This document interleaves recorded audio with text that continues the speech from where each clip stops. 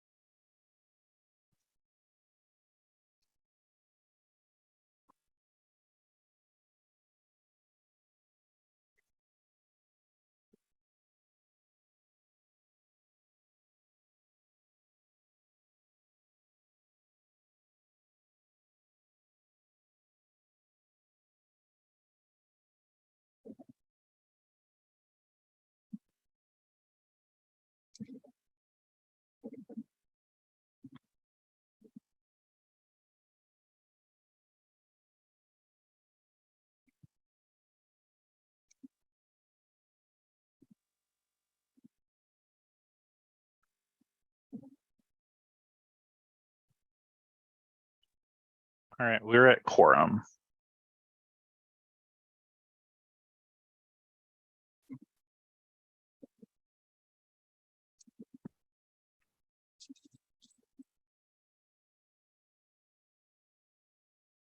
Russell, did you hear me?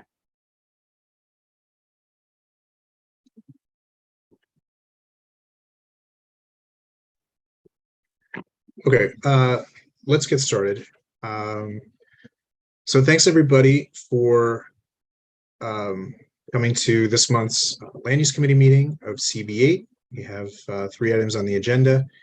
And we are going to get started with the first one in just a sec. Just a reminder that this meeting is a little different from the full board meetings. It runs a little more like a regular committee meeting, so we do take comments from the public, although we may limit the time permitted for those in the interest of time.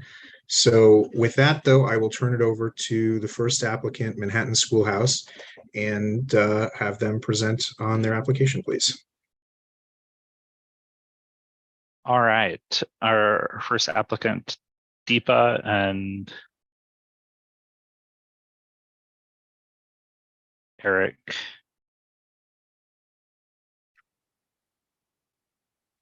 And just so everybody understands, we're going to hear the presentation from the applicant, and then we'll open it up to comments and questions from the public and board members. Hi, can you hear me now? Yes. Are you planning to share your screen? If you need to, I'd be happy to share it. Perfect. Go ahead.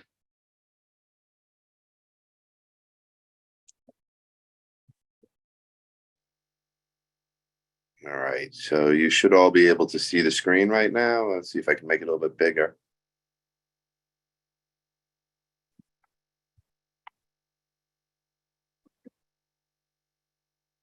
All right.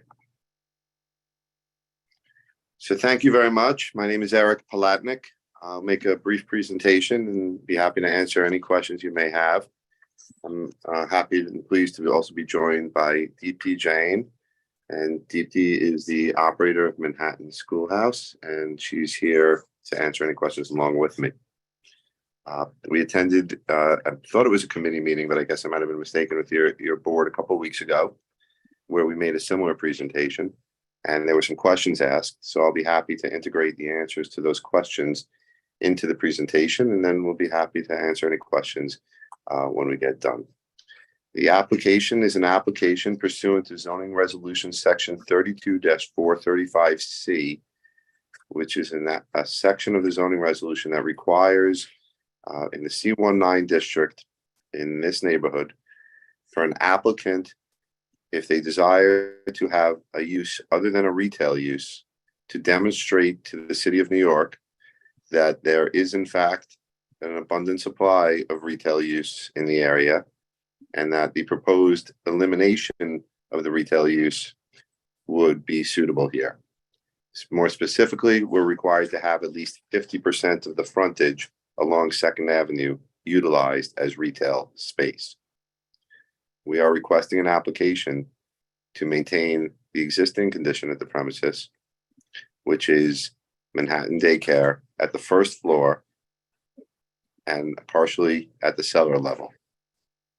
Next slide I'll go to and take you through the presentation. You can see here the property's location on the corner of East 80th and 2nd Avenue. You can see here with a little more specificity. And obviously there it is in a larger context. This slide is demonstrating to you, and of course some of the uses have changed. It takes quite a while to get the application through the city planning process. Unfortunately, the pandemic has of course had its impact. But as we're trying to show you here in this slide, the various retail uses that are and were around the premises.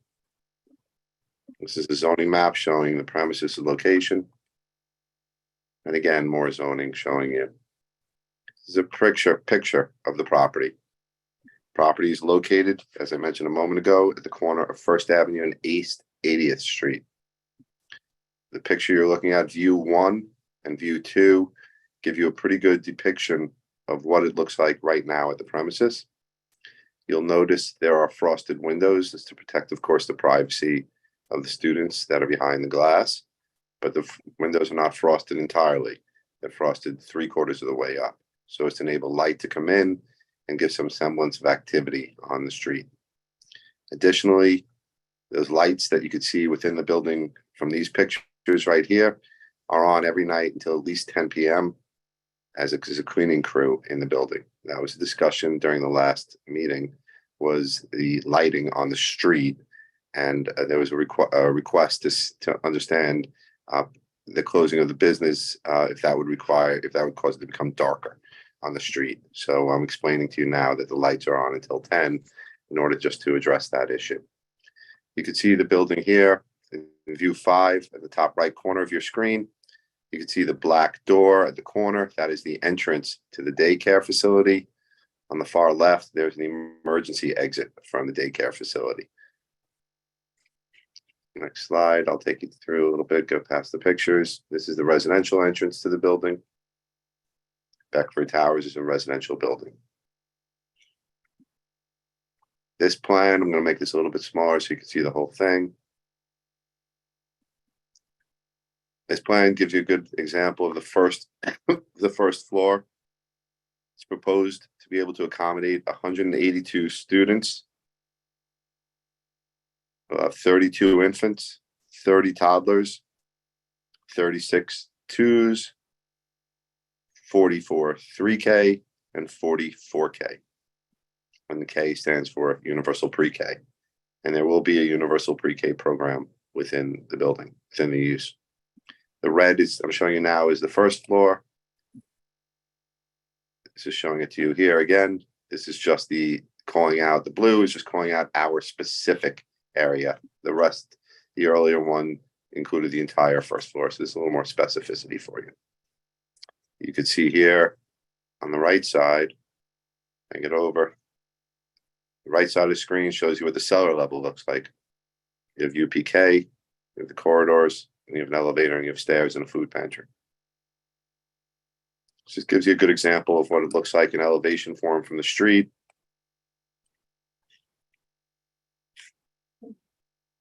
This gives you what it would look like if it was filled with an active retail. And this gives you a good example of what it looks like in Manhattan House's other locations, what they've done to liven up the street, which they'd very much like to do here. What else can I answer for you? This closes our formal presentation.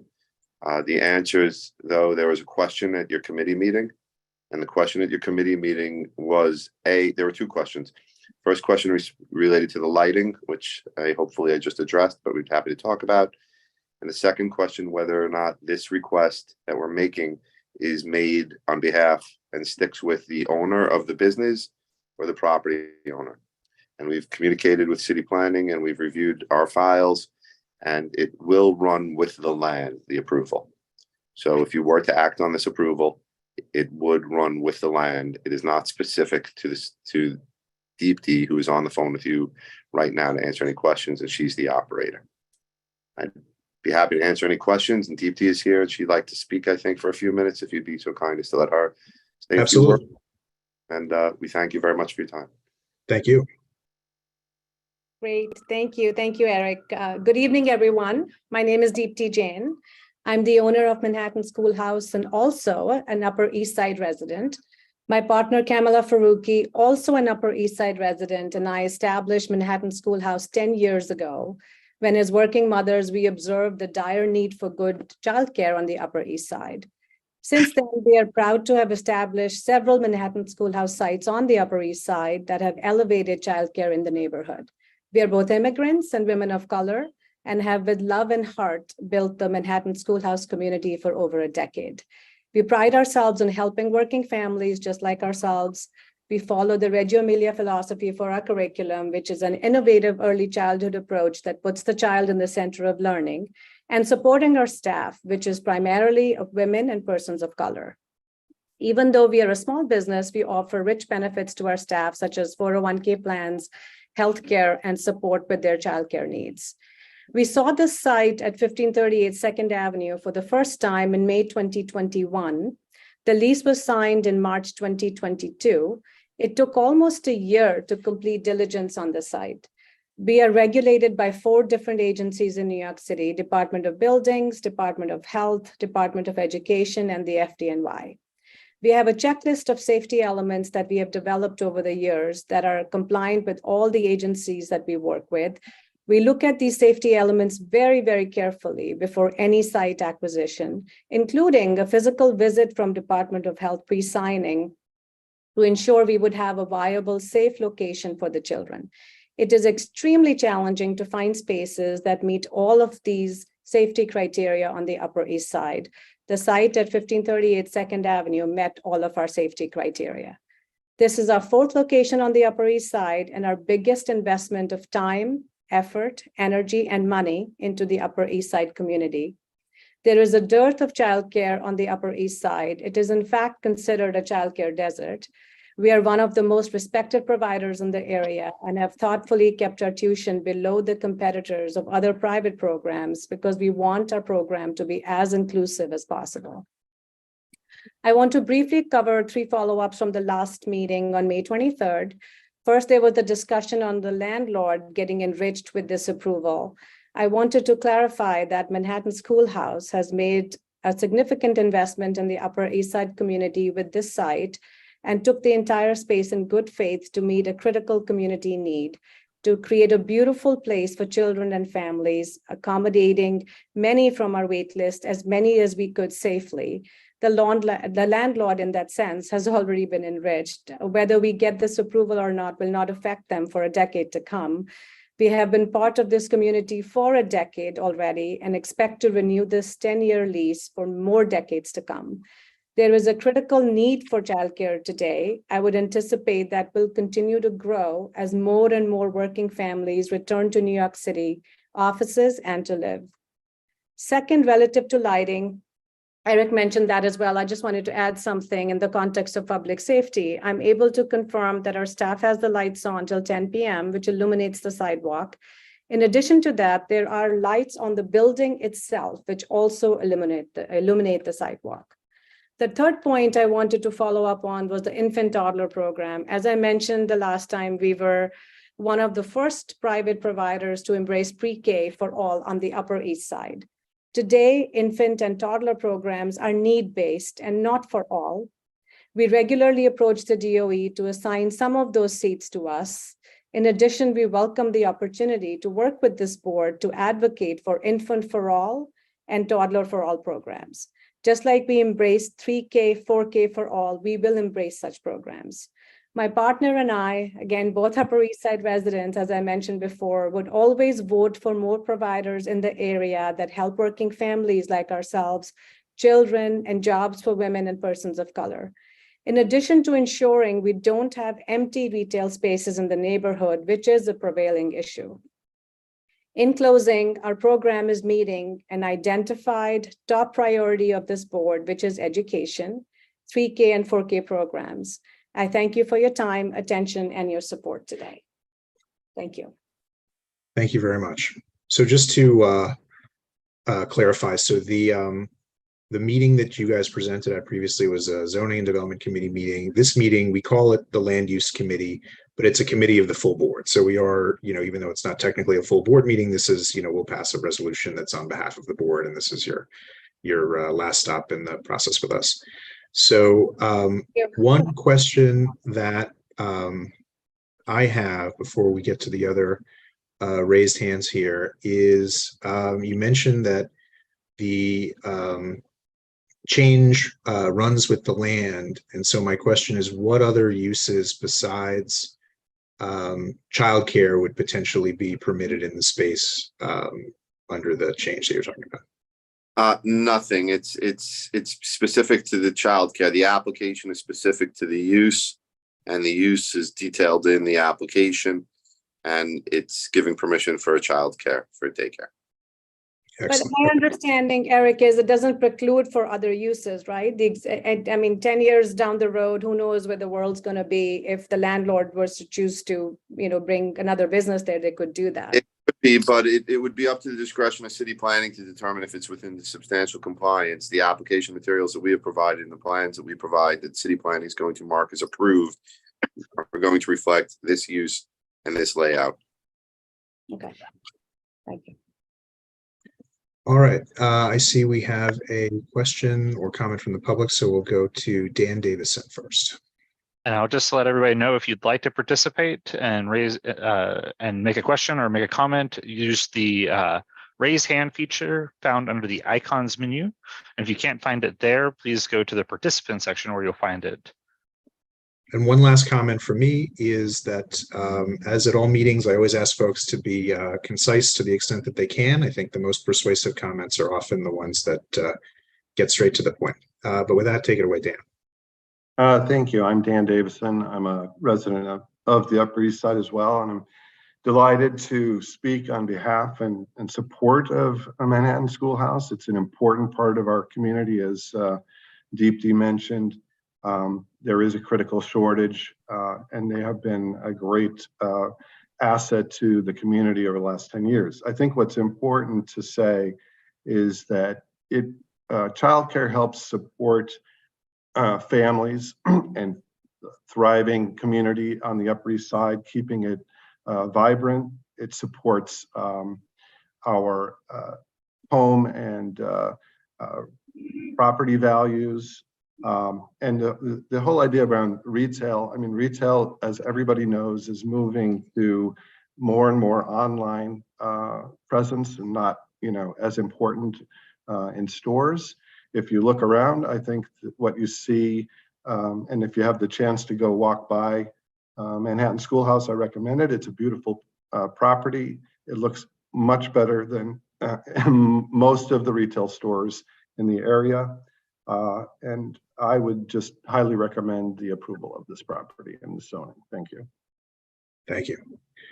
Let's go now to the board, starting with Alita Camp. Thank you.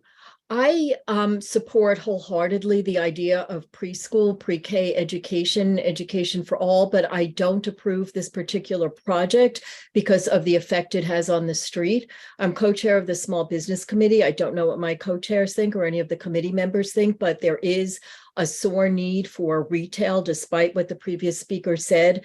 There is still an interest in retail in this city, and there should be. Blacked out windows, even with a little bit of light at the top, does nothing for the streetscape at all. And I know that Icon, the owner of these buildings, has no interest in retail because they came and they asked for after hours variances. And I asked them about a specific retail plan at a committee meeting, and they would not even discuss it. So I am opposed to this. I'd like to see this preschool and pre-K, but I'd like to see it with a retail component somewhere in that building so that it's not just blanked out windows and no life at all on the street. Thank you. Next, let's go to Judy Schneider. I'd like to make a resolution, and if it's seconded, speak to it. I'd like to move to approve this application. Is there a second, which you can do with the thumbs up? You don't. Okay, Barbara seconds. Okay. Yes, we do need more retail, but we also need more schools desperately. People are on wait lists, they can't get in. And I think the educational component is very important. There are a lot of empty retail spaces to be had on First Avenue, on Second, on Third, etc. I don't think that's a reason for denying a school in this location. And I went to the other meeting and I heard what they had to say. I thought they presented a very compelling case at the zoning meeting. And I hope that my fellow board members will vote in favor of this. Thank you. Thank you.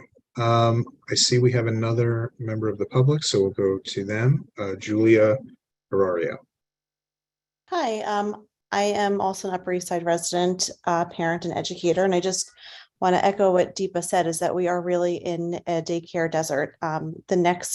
This is really the only affordable option in the neighborhood. The next closest daycare is over $4,000 a month, and even with two incomes, it's nearly impossible to do that. And then not just for daycare, when you think about 3K and 4K, it's every person that lives in the area has a right to have a spot without having to pay in 3K and 4K. And there are hardly any seats anywhere in the area. People are on wait lists, and people end up, especially mothers, have to give up their career to stay home with their child because there just aren't enough seats. So I think just keeping that in mind as we, make a decision about whether or not to continue to allow this daycare to operate. Thank you. Next, let's go to Barbara Rutter. Hi. I listened very carefully at the zoning meeting, and I met a friend in 60th Street and walked home from 65th to 87th Street along 2nd Avenue. really paying attention to what's going on. I'm going to address the light, first of all. Our streets are dark, and probably the brightest light was this one school. Their light comes from above and truly lit the street. Even restaurants, unless they have an outdoor eating area, we know that at night they want atmosphere, which means low lights. You pass by as a walker on the street and it's dark. And this was the one bright spot, with some exceptions that I saw. That it is not blacked out, and the lighting comes from above and comes down. In terms of the retail space, we have so many empty stores. And I went shopping today to buy some home goods stuff. I have to tell you that not only are stores closed, I used to go to the place on 86th Street that's gone, but the ones that are there have such a limited amount of inventory that I'm forced to go online. So I have two suggestions. One is that we should all make a pledge that we go shopping at our local stores before we turn our computers and order online. And the second is, I wonder if we should change our zoning to say there should be something else besides retail. Retail is empty. So between all the construction that's going on, that's scary and dark, all the empty stores, the other stores where the lights are not going on, this is a shiny beacon. Besides the fact that I know people are desperate for daycare, but just in terms of the building, I am strongly in favor, and I hope others do too, and should pass by and see what I'm talking about. Thank you. I see we have another comment from the public, D. Sweeney too, and if you could just tell us your full name, please. Yes, hello, my name is Dennis Sweeney. I think I just adjusted that in the chat, and just like to make 3 quick points. As a matter of self-disclosure, I'm a parent of 2 kids that go to Manhattan Schoolhouse on 76th Street and First. First introduced to Schoolhouse when they stood up a regional enrichment center during COVID. I'm a firefighter with the city. It was the only option for childcare at the time, and I was grateful that they were able to provide that. And since then, we've carried on. So I'm just really speaking up to endorse them and express my gratitude for that service they provided. As to this application, I guess I would make 2 points. One, to the board that are contemplating it. This seems like it might be the case of the perfect being the enemy of the good. I'm not a real estate analyst, but some of the news coverage indicates that a lot of firms have looked at this retail space and passed. So the perfect may not show up, and the good is on offer. And then as to the subject of the light, I certainly can appreciate that, but we've all seen those packs of toddlers holding onto the rope, and that's a different kind of light, and they're going to bring that, and you're going to see them staring up at little storefronts, and you're going to see them being taught by their teachers, and that's a light that this decision could bring to the community that I think should be considered as well. So thank you for listening. Thank you. Next, let's go to Lindsay Cormack, please. Hello, thank you. I wanted to say a few things about this project. One is I live on 80th in between 1st and 2nd Avenue, so this is my corner. I believe this corner is getting ready to turn into a little beacon for children. We're getting an Aqua Tots on the south side of the street that's going to be an indoor pool for children. And second is I am an emergency contact for a toddler who's in the program. So I've been throughout the entire facility. I think what Barbara has said about the light is correct in the sense that this is a well-lit part of the neighborhood. I think in some ways we ought to have stricter scrutiny when we look at these applications in the future. And it's less on Manhattan Schoolhouse and more maybe on us or earlier in the process, getting a handle of how much should have been retail and how much should not. But the final thing that I'll say is, despite the fact that I agree with increased amounts of childcare and options for working parents, I did find this site to be a little bit scary when I was in it. When you go into the cellar level, it's kind of like a labyrinth of non-windowed rooms with a bunch of young children. And so it's something where if there is one way to maybe reconfigure the space such that if there was an event like a fire, we wouldn't have the smallest people on the bottom. I was terrified when I was down there to drop off a toddler. And I know that's a different sort of question, but it seems like something that we would consider the differences between retail or educational facilities. It'd be fine for the seller to have just goods it's harder when the seller has children in there. That's all. Thank you. Next, let's go to Dov Gabor from the public. Hi, everyone. I'm just gonna, sorry, it's bath time and I had 2 kids running around, so I just left the room. Hi, local resident. I've got 2 young boys who also are at Manhattan Schoolhouse, and I echo most of the comments that I made in support of it. We're big fans of Manhattan Schoolhouse. They're really great. I've also toured the facility and it looks great. It's actually like twice the size of where our boys are now, and we're looking forward to seeing this application approved so we can get our kids there in the September, and I'm going to go run take care of some kids. So thanks, everyone. Thank you. Next, let's go to Sahar Hussain, please. Yeah, thank you so much. I actually really feel that this is so important, just because I have lived next to where this is located, and I know the buildings that are located next to it have many children in there. These are families with young ones. So something like this is so important, and I feel like that we should be in favor of it. Thank you. Next, let's go to Robin Seligson, please. I would like to call the question. Is there a second? Looks like Elizabeth Rose. Okay, that is in order. Anyone opposed to calling the question, please raise your hand. Okay, calling the question moves forward, so we will turn it over to the secretaries, please. Hello, everyone. If you are voting no, abstaining, or not voting for cause, please raise your hand now. Alita? Sorry, abstain. Thank you. And Marco? Abstain, and it shouldn't be called the question. Just as a reminder for folks, I see Michael's got it, but if for the people who are new, if you want to vote no, abstain, or not vote for cause, raise your hand and we'll call on you to say your vote. Otherwise, you're counted as voting yes. So, Michael. Abstain. Okay. Thank you. Anyone else?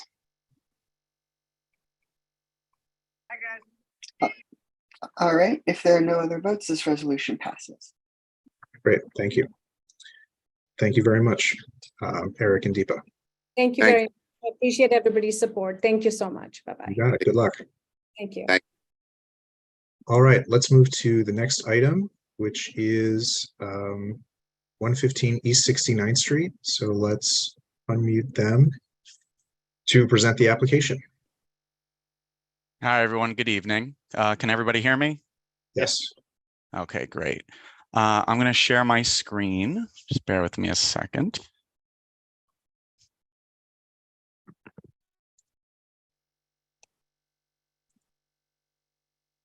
All righty.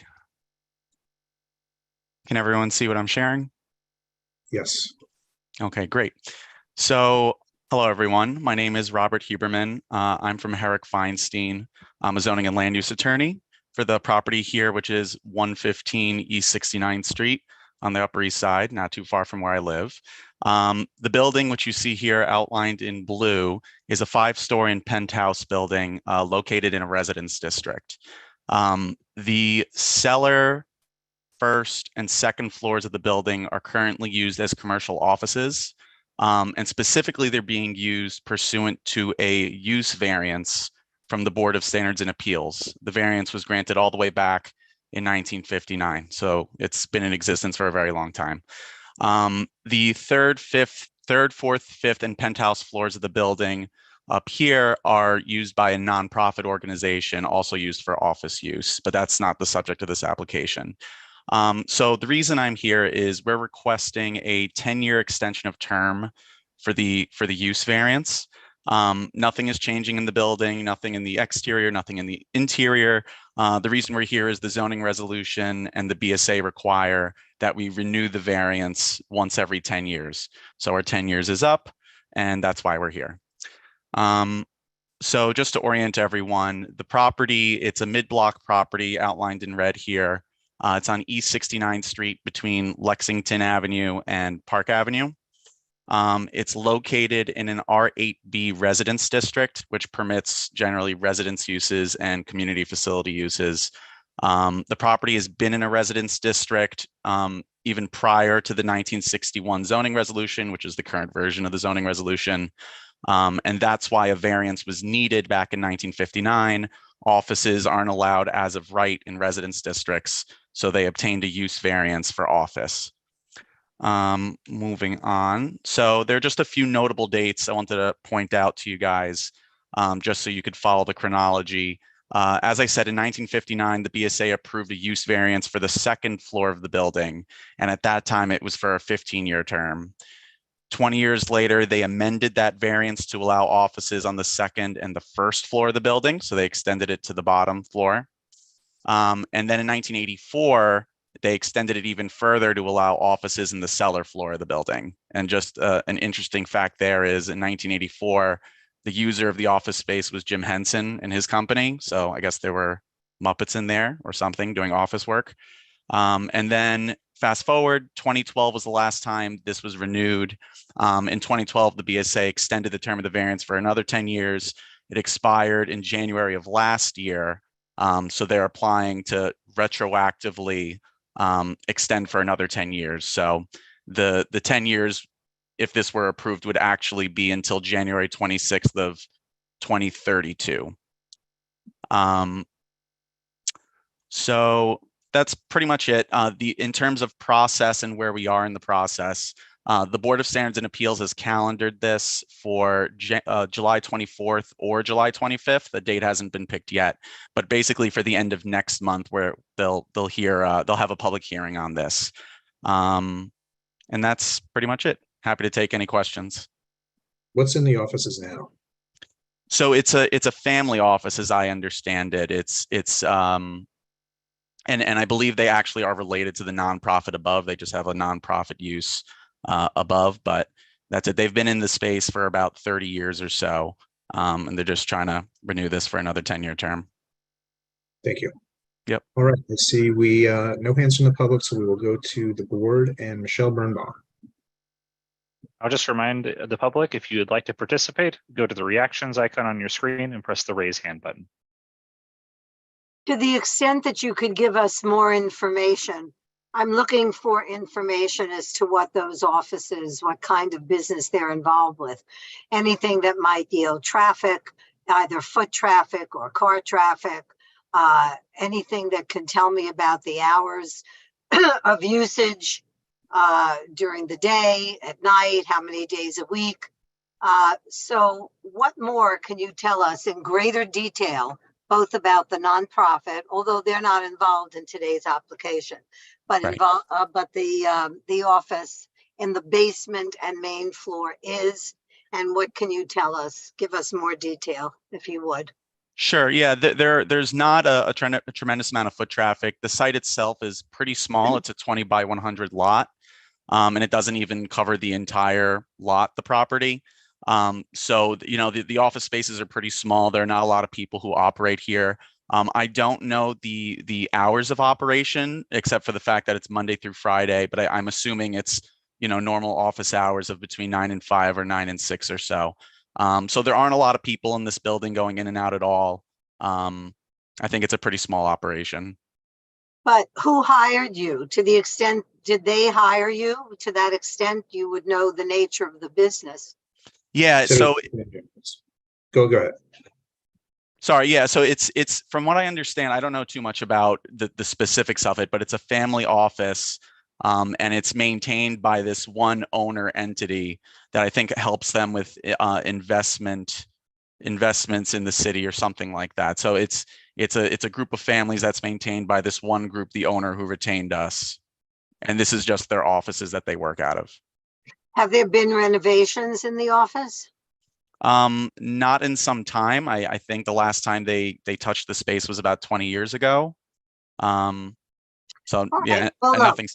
Yeah, we don't have much information on this. However, it sounds fairly benign If it was a new application, I would be more concerned.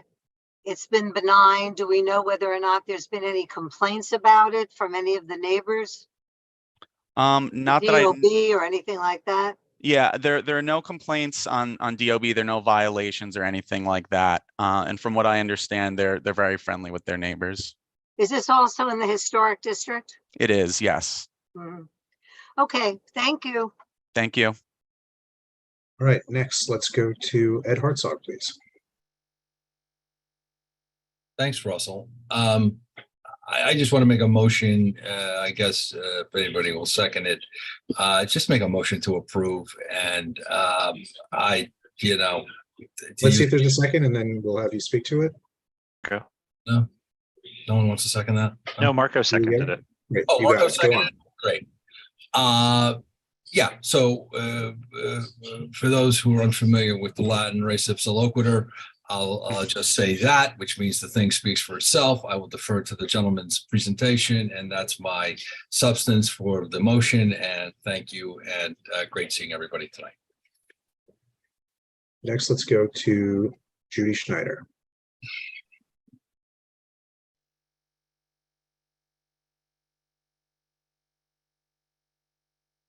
Think you're on mute, Judy. Judy, you need. Yes, I'm sorry. I'm a little confused. So does that mean you're only applying for 2 floors in the basement? Does that mean the upper part has its own variance for So this space? So that's a good question. So no, the upper floors are not subject to the variance. They're a use that's allowed as of right. The only floors that are subject to the variance are the cellar first and second floors. But the upper floors are an office, right? And isn't that? They're not a commercial office though. They're Oh. connected to a nonprofit organization. So under the zoning resolution, they're characterized as community facility, which is an as of right use in this district. That's why they don't need a variance to operate. Oh, I wasn't aware. Okay. So are you saying that all non-for-profits are community facilities? It depends on the specific use, and even with regards to office use for nonprofits, there are kind of degrees of how they're regulated. But I guess the long story short of it is we're in a high density residence district, so it's the zoning's pretty permissive in terms of the type of office use they can have and how they're classified. Okay, thank you very much for explaining that. Thank you.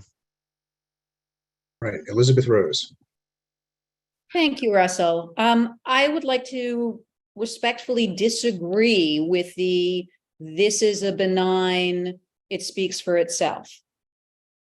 The world is very different than it was in 1959 when this variance was originally granted. And the only argument that I have heard for why this should be granted is that it has been in continuous re-granting since 1959. The reality is that there is tons of available office space available in the city. We have an extraordinary excess of office space, and we have an extraordinary deficit of residential space. So while obviously the not-for-profit may be an as-of-right use, if the building were required to go back to residential on the cellar first and second floors, the nonprofit might also move to a different location, to commercial real estate, and this entire building could be converted back to residential, which is what the city needs. And so I don't buy that this is an obvious, it should be continued simply because in 1959, there probably weren't a lot of takers for a large, what was probably prior to that, single family residence. There are now. The world is very different, and we are in much greater need of residential facilities, and we have an extraordinary supply of available office facilities. Thank you. Rita Popper.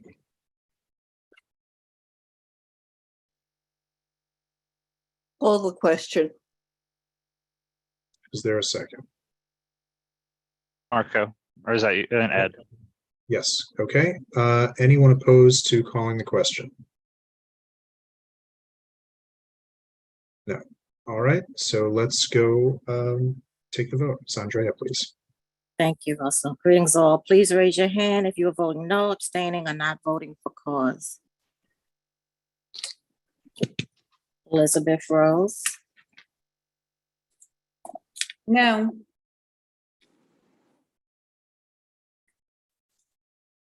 Alita Camp, Abstain.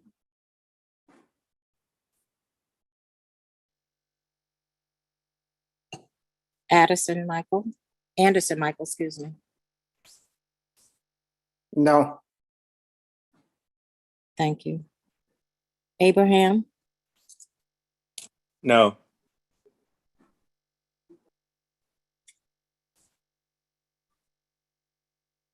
Billy Freeland, No.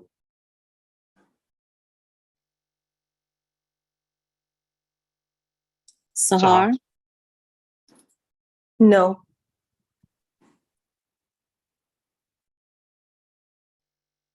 Alita, you raised your hand again. Do you Yeah. mute? Unmute. Thanks, Will. I'd like to change my vote to no. okay. Thank you. Noted. Okay, thank you.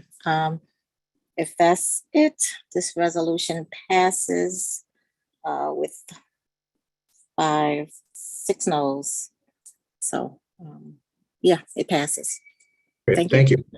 Thank you, everyone. Thank you. All right, next item. So this is on City of Yes for carbon neutrality, and we will turn it over to DCP. Perfect. Hello, everyone. I'm going to go ahead and share the screen.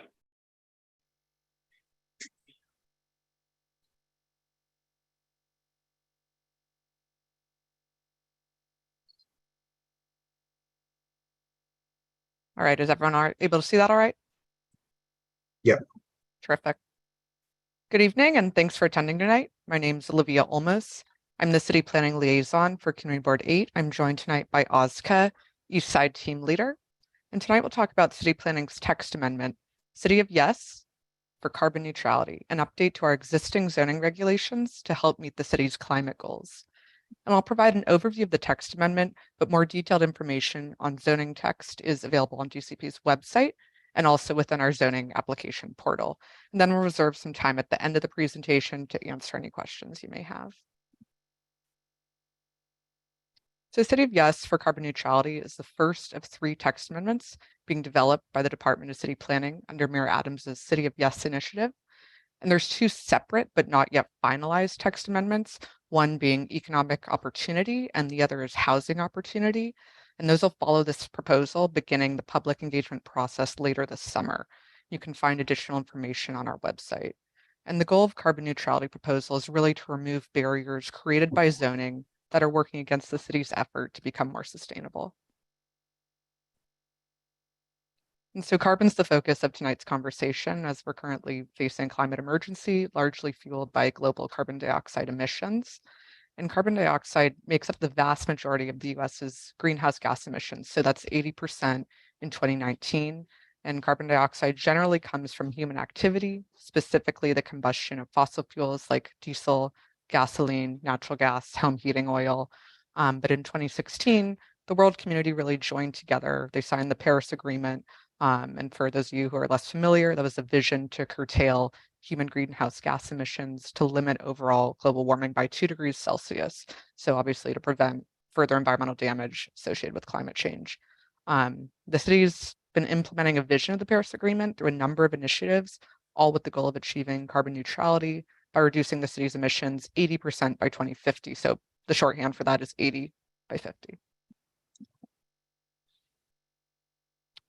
And becoming a carbon neutral city really means that we're striving to become a city focused on reducing operational carbon emissions, and all of that's in alignment with the goals of the Paris Agreement. So it's a city where we've reduced overall energy needs accomplished by retrofitting almost every building in the city to reach high efficiency and reduce wasted energy. It's a city where we've cleaned the grid, moving from fossil fuel powered electricity to renewables like solar and wind. It's also a city where we've electrified all remaining energy needs. So that includes vehicles and buildings. And so what that really means is we're moving away from fossil fuel fired furnaces and boilers. We're transitioning to newer electrically powered heating and cooling tech, so heat pumps. And the chart on the right, it shows buildings as the main drivers of carbon emissions in the city. So as you know, there's a really strong relationship between buildings and the zoning laws under which they're governed. And city planning obviously is proposing these zoning changes to facilitate carbon neutrality within the building stock. So the research behind this text amendment largely builds upon a strong foundation. So in 2012, city planning issued Zone Green. And that was the first comprehensive zoning overhaul and really an effort to support emerging green tech like rooftop solar and wind. And zoning for carbon neutrality, it presents an opportunity to revisit and update Zone Green to obviously accommodate changes in the legal text and advancements in tech. And it's specifically focused on the 2016 call to decarbonize 80 by 50 from the Paris Agreement. So zoning for carbon neutrality incorporates feedback from architects, engineers, advocates about all of these identified issues and ideas for improvements. And those are shown in the Urban Green Council's Zone Green report, which was widely consulted.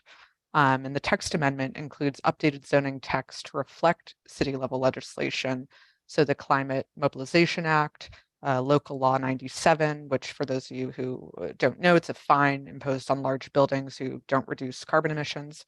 And then lastly, the text amendment includes updated zoning text to reflect state legislation like the CLCPA, and that sets really ambitious citywide solar and energy storage goals.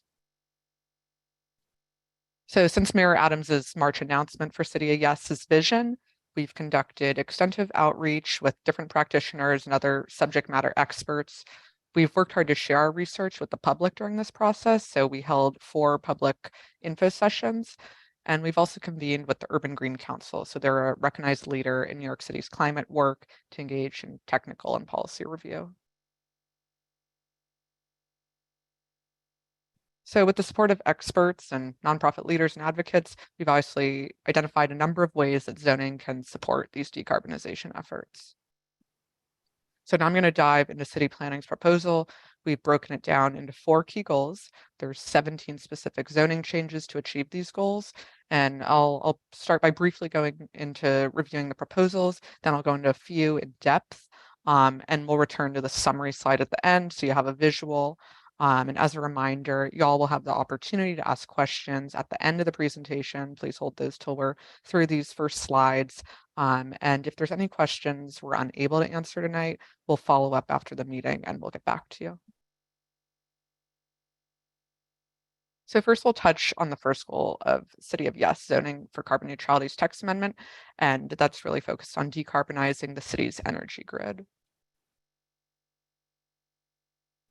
So decarbonizing our energy grid, it involves numerous constituencies and agencies.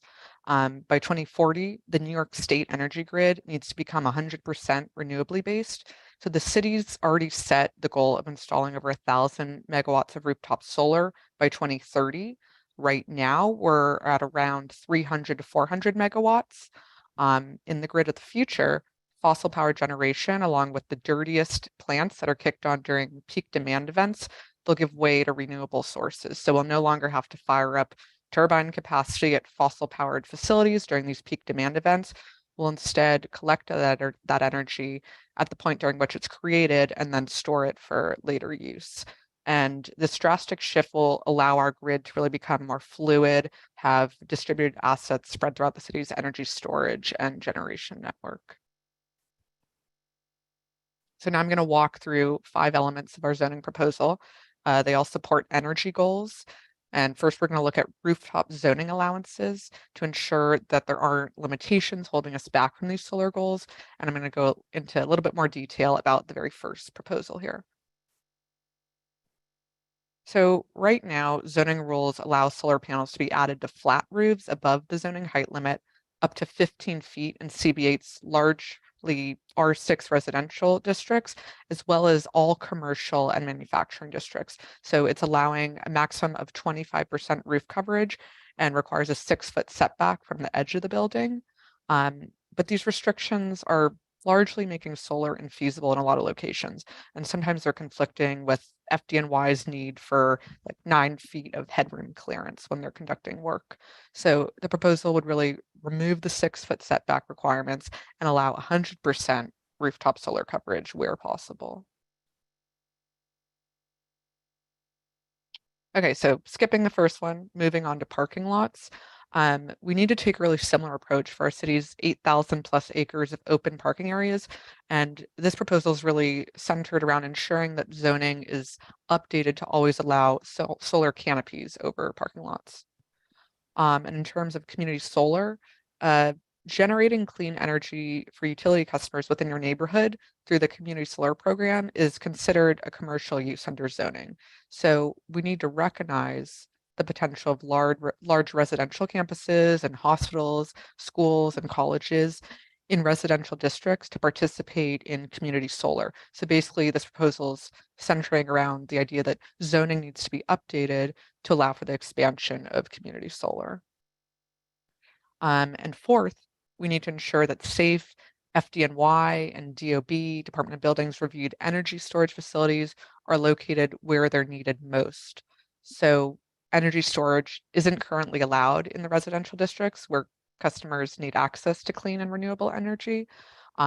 Currently allowed as of right in commercial manufacturing districts, these energy storage facilities require BSA permits in residential districts. So this proposal really allows energy storage systems under 10,000 square feet as of right in residential districts and maintains BSA requirements for those larger facilities. And finally, in terms of onshore wind, onshore wind faces these kind of strict limitations in today's zoning. So there's not necessarily a relief valve for sites where greater heights might be appropriate. This zoning proposal creates a new tool that can be used by future applicants to submit onshore wind facilities for public review by the City Planning Commission. So just to be clear, this proposal isn't changing current height restrictions on wind turbines. It's really just creating an authorization for which you can apply if greater heights are appropriate in this case. Now I'll go into some of our proposed zoning changes to support building policy. So the city's buildings are obviously some of our biggest sources of carbon emissions, and to decarbonize our building stock, virtually every single one of our million-plus existing buildings need to be retrofitted, all to retire oil or gas-powered furnaces and boilers, to replace them with new, highly efficient electric systems, obviously to improve efficiency of exterior walls, windows, and roofs, and to keep heating and cooling inside. So it's really important to note there's 2 laws adopted by the City Council in 2019 and in 2021, and Local Law 97 will impose fines on larger buildings if they don't cut their carbon emissions starting in 2024, like I mentioned earlier. And then the second, Local Law 154, requires that all newly constructed buildings are electrified. So fossil fuel-based equipment will no longer be allowed in new construction.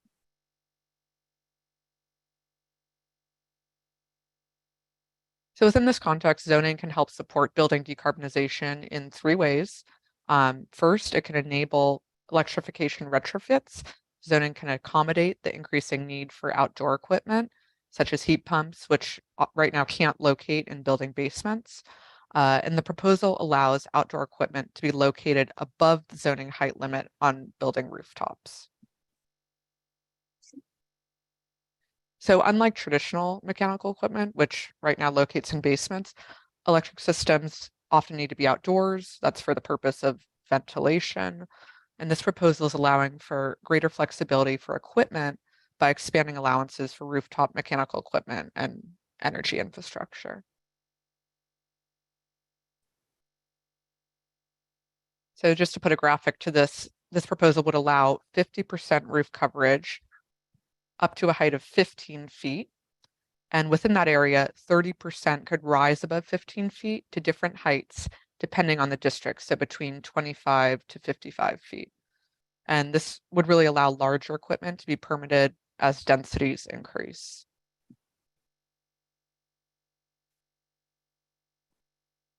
And so this proposal also includes screening requirements, and those include equipment as a permitted obstruction lying above the height limit and equipment below the height limit. So right now, zoning doesn't include any screening requirements when the equipment is below the height limit. And we're expecting our screening requirements to address this, protecting things like the visual quality of streetscapes.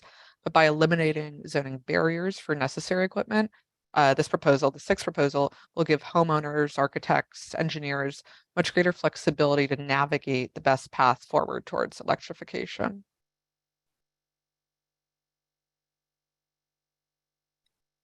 And so in terms of building exterior retrofits, zoning should really ensure that adding thicker insulation or recladding complies with the latest thermal barrier requirements in the New York City Energy Code.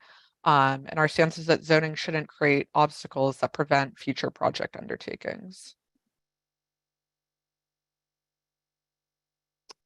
Okay, so next in terms of fixing zone green, we want to update the existing incentive. So the 2012 zone green wall thickness deduction kind of awards a small amount of additional floor area for a better than code, for what we're calling better than code buildings, to reflect the latest energy code and best practices of the future.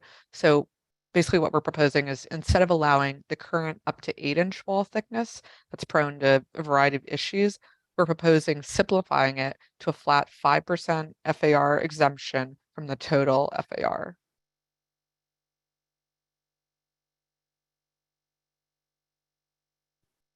So this proposal aligns with Local Law 97, and really it's promoting new performance criteria to incentivize going beyond code requirements. So this would incentivize existing buildings that retrofit to become fully electrified buildings, creating exemption eligibility essentially. So newer buildings already required to be fully electric under Local Law 154 would be eligible for the exemption if they designed these ultra low energy usage building design standards. And now to touch on cost, we want to recognize that undertaking this work, it's not going to be free. There's billions of dollars at the federal, state, and city level available. The New York City Accelerator Program is a program that comes out of the Mayor's Office of Climate and Environmental Justice. And the program's separate from City Planning's text amendment, but really it serves as a great resource that helps connect you with, tech and financial support. And there's a lot of programs to subsidize the retrofit and electrification process, being through Con Ed and the state's energy agency. And the state also offers tax incentives for solar installation. So these existing programs will be significantly supported through funding, largely through the Inflation Reduction Act, which will soon become available. So now move on to some specific zoning changes that support our decarbonization goals for vehicles specifically. So currently there's 2 million private vehicles registered in the city. Less than 1% of those are zero emissions vehicles. And right now vehicle owners are facing the hurdle of finding reliable parking and overnight charging. So we're anticipating that a large increase in EV charging needs within New York State's 2035 goals of all vehicles sold within the state being zero emissions vehicles. And DCP recognizes that, a 1-for-1 transition of the city's 2 million internal combustion vehicles to a 2 million electric vehicles is not a realistic solution. So as a city, we're proposing, and recognizing that we need to drop our energy consumption, promote bikes, promote e-micromobility, and also promote mass transit. And within this context, zoning can help support this goal with 5 key changes. So first, allowing commercial charging facilities in all commercial and manufacturing districts. They're currently prohibited in about half of the city's commercial districts. And then second, allow building owners to designate a portion of their existing spaces to be offered up as public EV charger sharing spaces. So the same rules that currently apply today for car sharing vehicles in existing parking garages or lots. And third, we're proposing allowing more flexible use of public parking lots, public parking garages, commercial accessory parking facilities, by allowing car rental and car sharing and commercial vehicle storage and even public EV charging within these facilities as well. The fourth one is really about expanding special rules that only apply in Manhattan, so that allow for indoor automated parking facilities to be available to everyone citywide. And then the fifth one is just to update our parking rules, really to acknowledge the need of public bike parking, and also allow for bike parking facilities in commercial districts. And so finally, the last goal relates to reducing the city's stormwater and solid waste, really helping to eliminate carbon emissions associated with both of those waste streams. So first, we can really reduce stormwater runoff by promoting greater permeability on site. And what this means is essentially less water flowing to energy-intensive treatment plants. So we can reduce the energy associated with hauling and processing garbage by reducing the amount. So that would be up to 45% of our waste stream right now is organic material that doesn't necessarily need to go to the landfill. It can be reused within the city. And the third idea is that we can reduce carbon emissions associated with our food by promoting local food production on city rooftops. And I see that some questions are coming in, but we're going to get through this presentation. At the end, we'll take some questions. Thank you, everyone.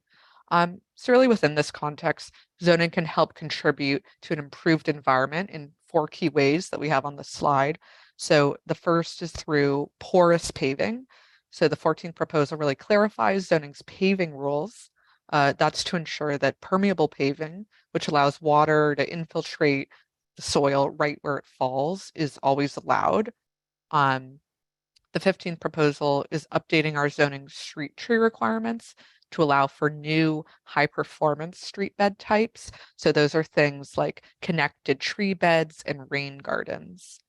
The 16th proposal governs regulations for composting and recycling, which aren't mentioned in the zoning resolution right now. And this creates a lot of confusion about spatial allowances for this use. So this proposal really aims to clarify those uses moving forward. And so that this way, small scale composting, recycling will be considered accessory, and neighborhood focused compost and recycling facilities can locate in commercial storefronts. And last thing I'll say about that is that this will maintain that large scale facilities are located in heavy manufacturing districts. And then the 17th proposal here relates to rooftop greenhouses. So right now, zoning allows rooftop greenhouses on top of non-residential buildings. However, applicants are required to obtain certification from the chair of City Planning Commission, and we're finding that that discourages rooftop food production projects. So basically, this proposal is to remove the rooftop certification barrier, which would enable non-residential rooftop greenhouses on an as-of-right basis.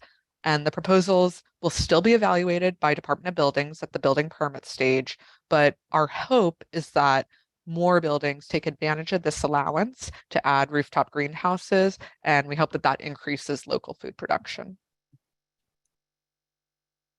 So that concludes our overview of the 17 specific zoning changes that we've identified at City Planning to help support the larger project of decarbonizing our city, to keep it clean, keep it healthy, keep it equitable in the years to come. I'm going to briefly discuss the timeline, and then we can go back to the slide and you can see all the proposals as we enter the Q&A portion. So right now we're in the midpoint of the public review process with all 59 community boards considering the text amendment and submitting their recommendations. In July, the City Planning Commission is going to hold a public hearing on these proposed changes. In August, taking into account all that they've heard during the review process, the commission will vote on approving or modifying the proposal. They'll then pass it on to City Council, where the council will have 50 days to adopt and enact the zoning changes. So with that, thank you for your attention. I'm joined by Ozka tonight. Ozka and I will answer your questions to the best of our ability. If there's anything we can't answer, we'll write them down. We'll get back to you as soon as possible. And I'm going to go back to that summary slide so you all have a visual, and then we can get into our Q&A portion. So thank you. Thank you. So I'm going to ask from both board members and the public that we ask questions first and that we save comments for after we've gotten all the questions done. Just to make sure that while we have Olivia and Aska here, that we're maximizing the benefit of them being here. But with that, let's see any questions from the public or comments, but as ever, just raise your hand if you have a question. We're just doing questions now. And let's go to Barbara Rudder, please, from the board. Just a reminder to participate, go to the reactions icon and use the raise hand button. Go ahead, Barbara, you can unmute. Okay, I'm unmuted now. Thank you. Sahar and I are co-chair of the Environment Committee, and we've had several meetings, and I've still learned so much from what you had to say today. I have a couple of sort of questions. I hope they're not comments also. Local Law 97 is something that we spend time with, and I think that the goal is wonderful. The practicality of it, we often wonder about. It is going to be very expensive for those of us that are co-op or condo or owners.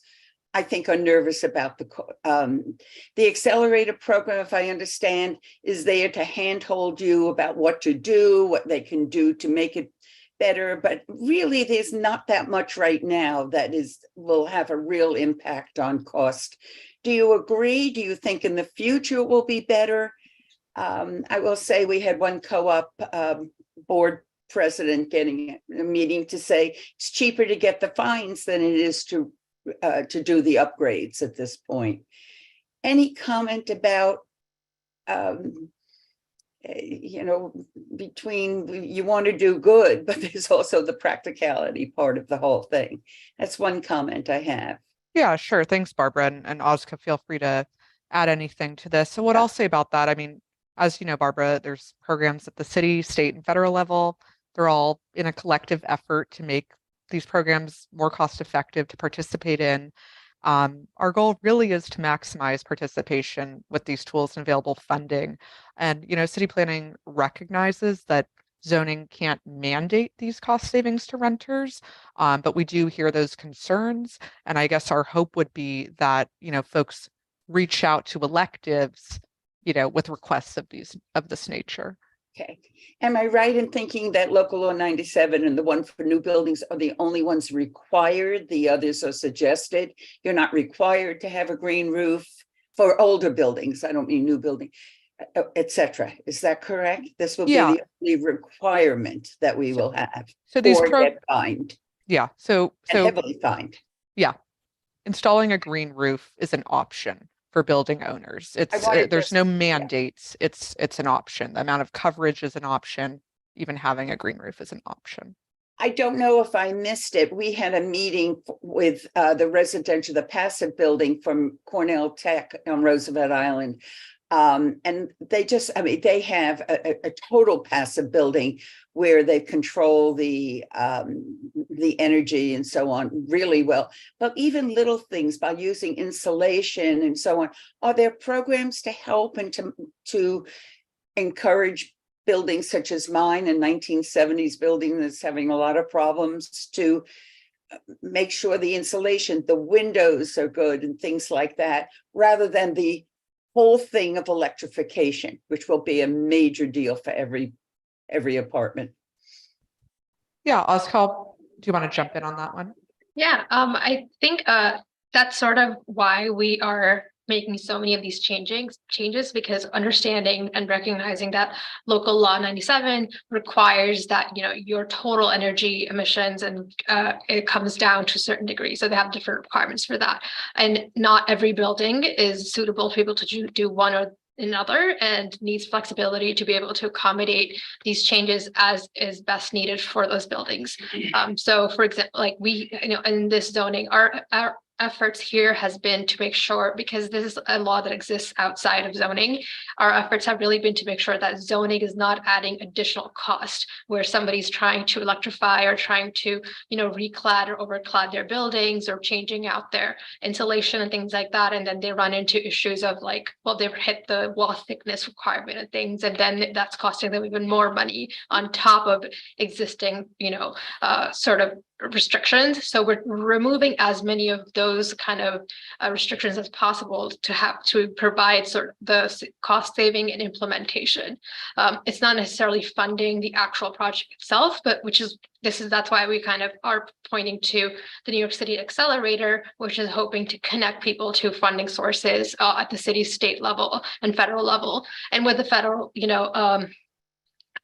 and the Inflation Reduction Act that's coming, that's sort of the largest funding we've seen for green technology and for climate resiliency. And we're hoping that will be, a really great way for a lot of building owners and property owners to be able to use that funding that comes through from the federal level. Great.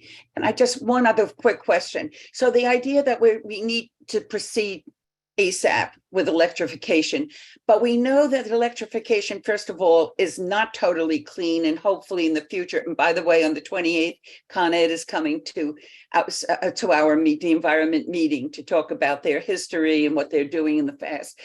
Should we wait until Con Ed catches up with us, until we do have more of an abundance of electricity, till it is cleaner, etc., or is it happening faster than I think it is? Yeah, so the efforts are sort of all need to happen simultaneously at different levels. Con Ed is also electrifying. There's state requirements for electrification of the grid and cleaner energy from the state. So there's sort of that thing, that separate requirement that Con Ed is responding to. And this sort of kind of pan out at similar timelines.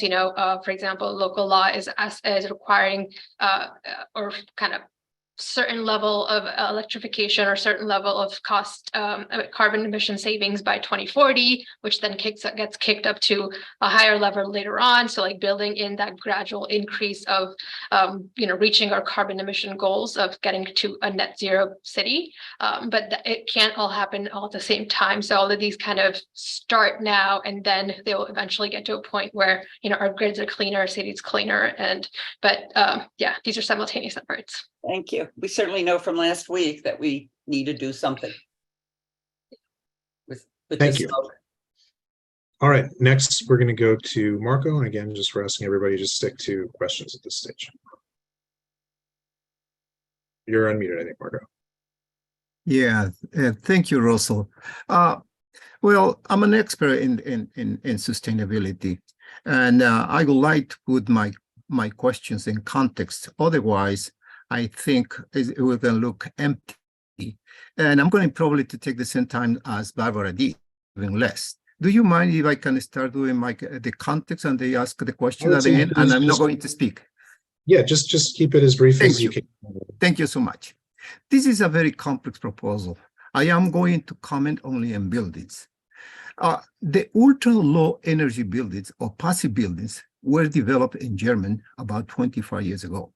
Provided that the cost of the oil was so expensive in Germany, the Germans found that the amount of energy for conditioning, warm up, or heat in the interior spaces of their buildings can be reduced if the cladding of these buildings were designed with sustainable materials. Later, the Germans learned that the quality of air had improved because they have been reducing the carbon emissions. So this is the reduction of loss, basically. I learned this technology about 15 years ago. For the last 10 years, I have been designing, building my own developments, and I have been receiving good financial benefits, reducing the carbon emissions as well as complying with the energy code.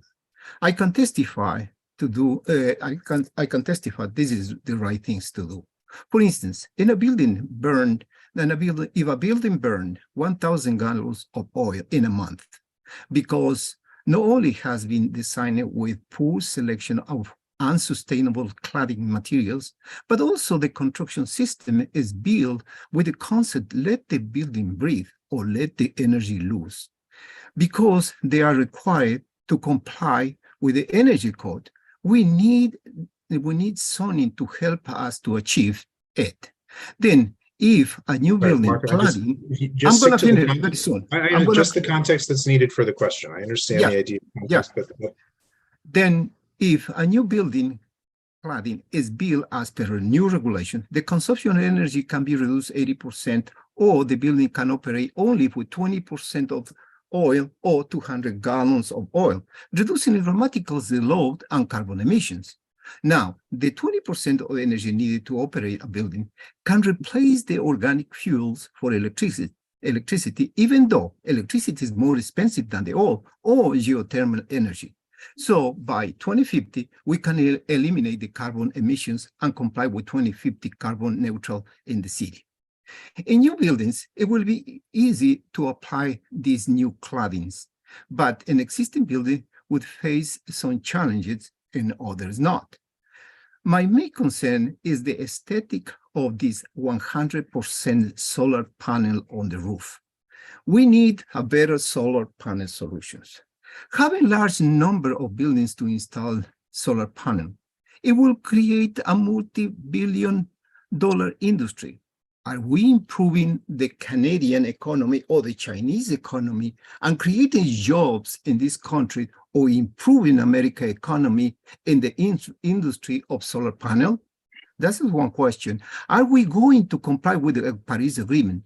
If we purchase solar panels from China, are we going to increase the carbon footprint? In other words, are we removing the carbon foot emissions from the city to the oceans?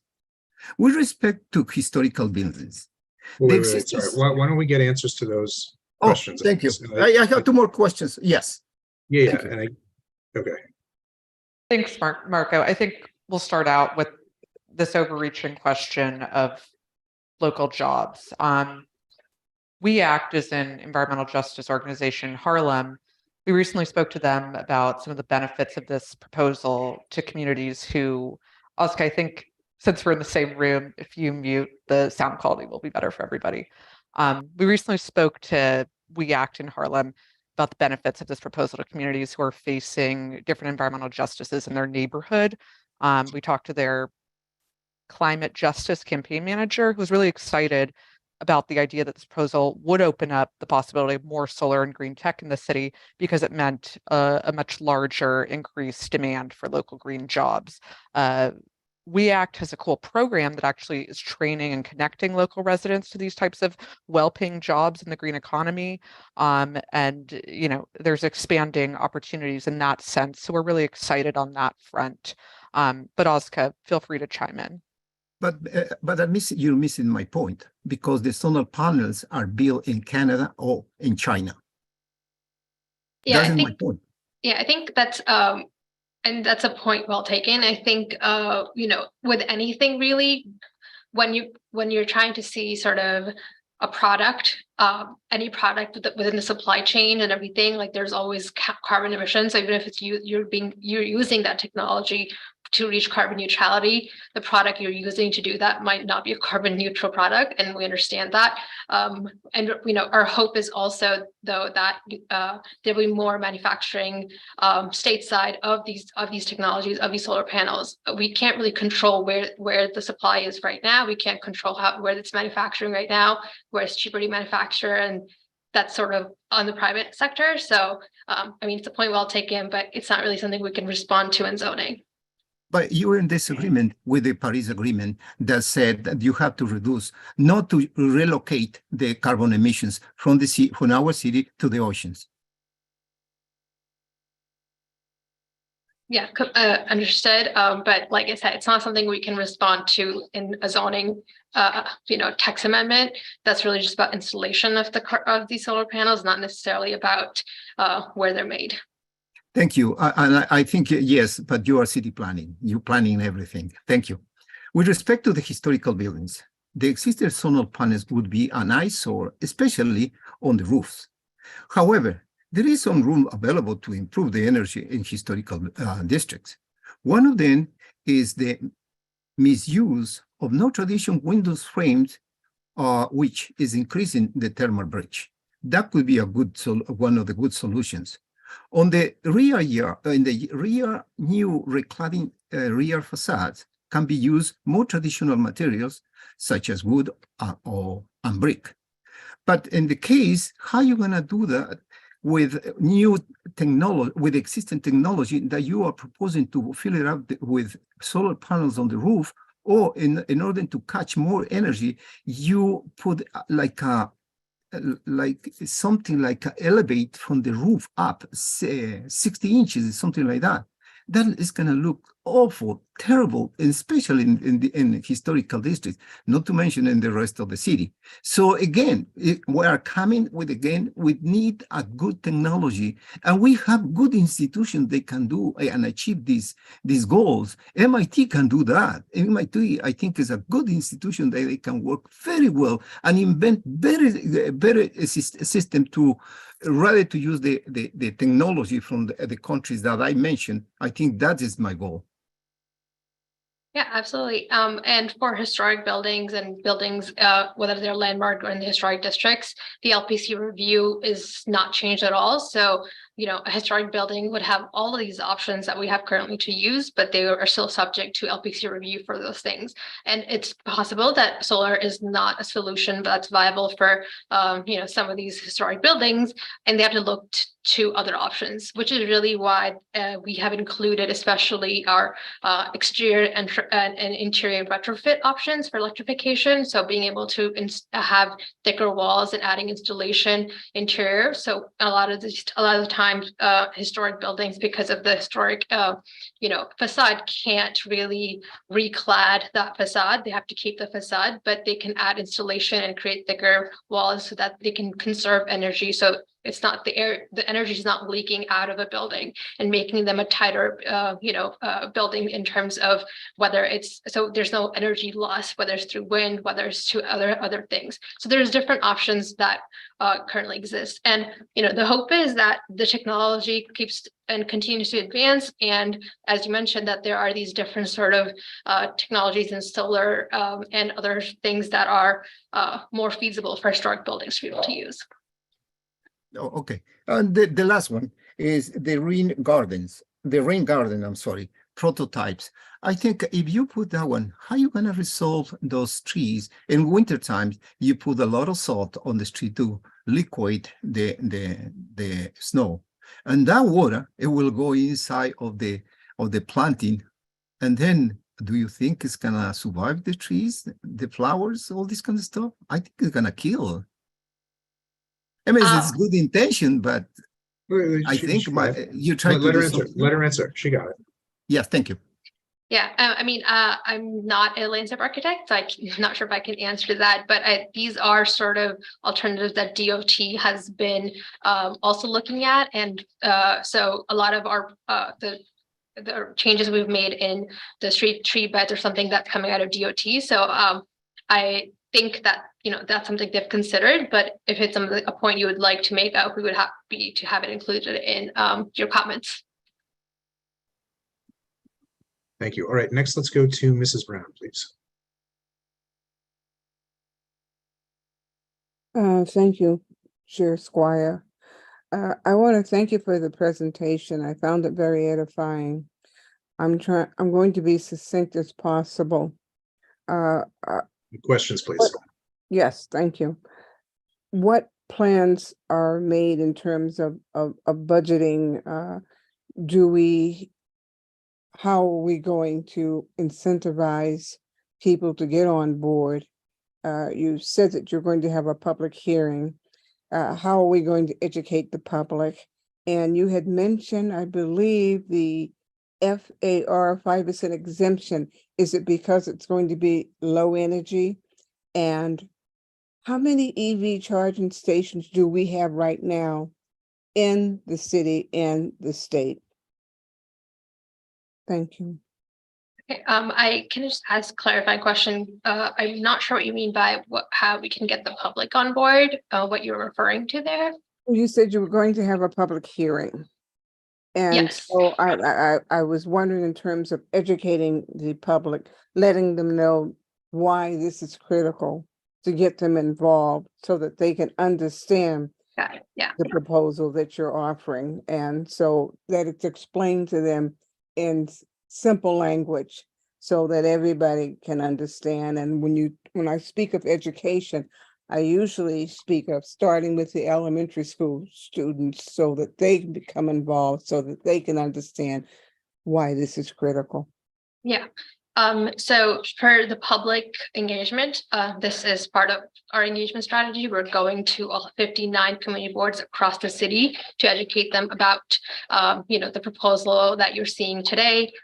We have also held public info sessions throughout the last year and earlier this year as well that have spoken about all of our City of Yes initiatives, and specifically 2 of public info sessions that were dedicated specifically to carbon neutrality.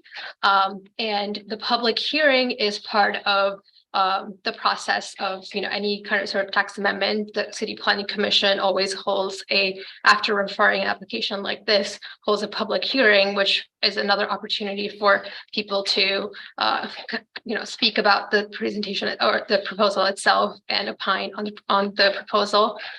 We have made multiple efforts throughout our social media in educating people about the proposals as they're coming out through press releases, and these are the different ways that we've tried to reach the public.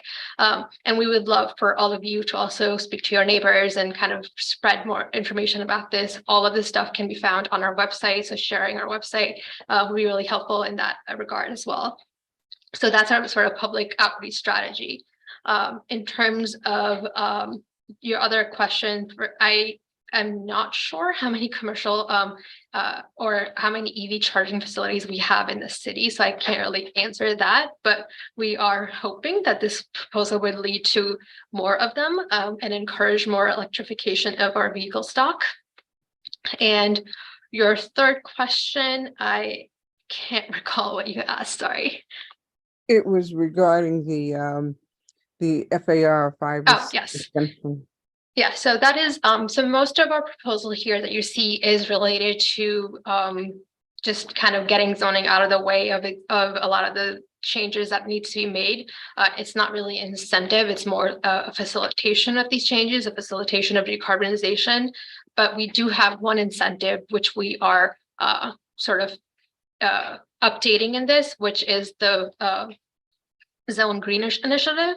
Previously, it allowed, if you were to meet certain better than code standards, you were allowed up to 8 inches of wall thickness would not count towards your floor area ratio.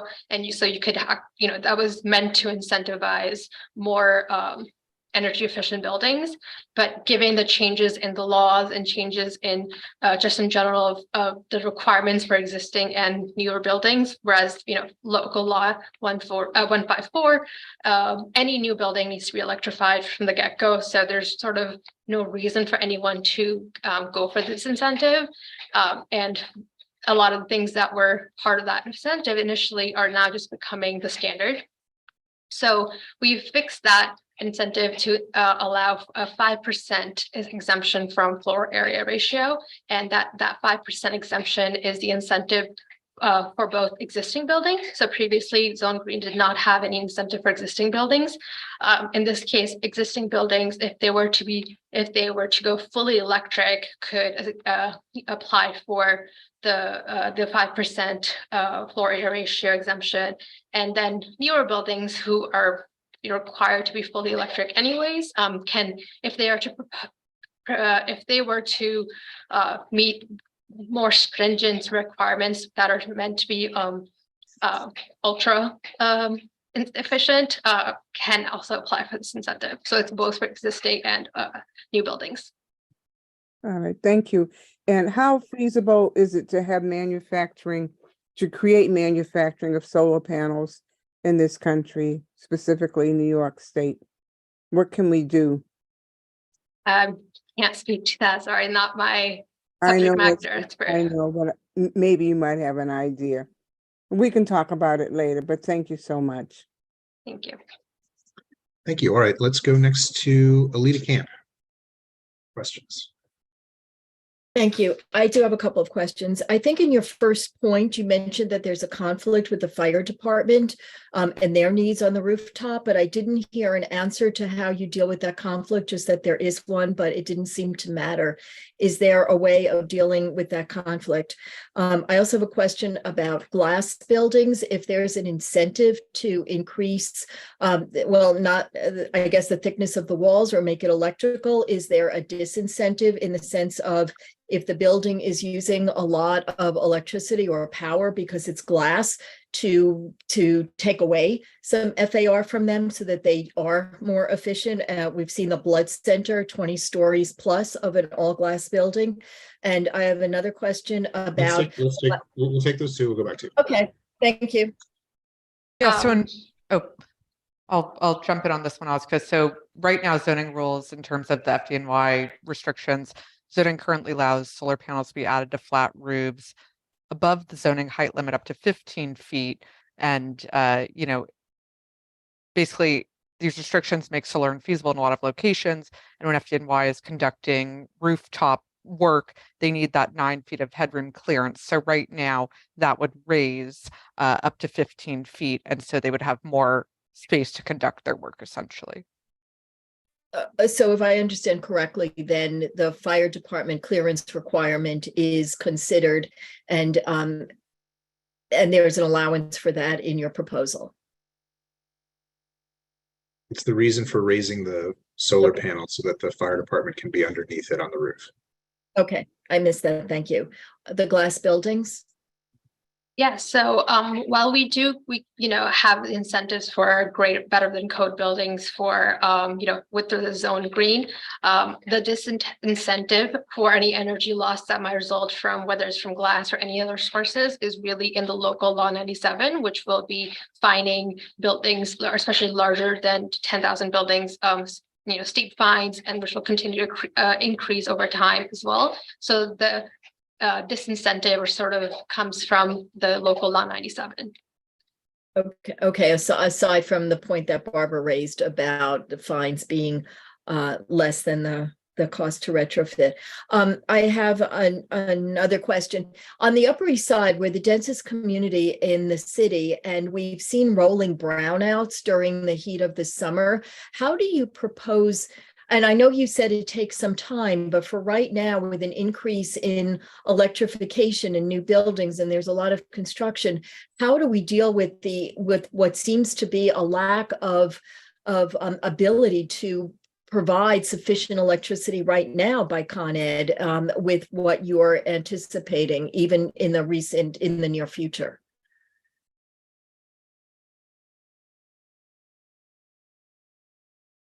So we've spoken to Con Ed a bit about their grid capacity. We've had questions just like this: is New York City's power grid ready to handle this extra energy being used by all the new tech, being EV charging, battery installation, solar panels, whatnot? Con Ed has committed to building, this energy grid that delivers 100% clean energy by 2040. That's all about what zoning for carbon neutrality will support: expanding cleaner energy resources across the grid. Not to speak to that in detail, but Con Ed did recently release a report just about this called Reliable Clean City. So I encourage you to go ahead and check that out and keep reading about that. But they have committed to that. Okay, but right now we're seeing rolling brownouts, and you're anticipating a whole lot more electrical use, which seems to me to be a difficulty, particularly for the Upper East Side, which is so dense. I know this is not a zoning issue, but I'm wondering if you're working with DOB, because all of that electrical equipment, and I've lived on the top floor of a building in California where the vibrations from someone's air conditioning unit made my apartment unlivable a lot of the time. And I also see it in my apartment now from a heat pump that's on the second floor, and I'm on the 8th, feeling the vibrations. Are you working with DOB so that when all of this extra mechanical equipment is on the roofs, the building is insulated from the consequences of all of that equipment in vibrations and noise and additional heat and that kind of thing?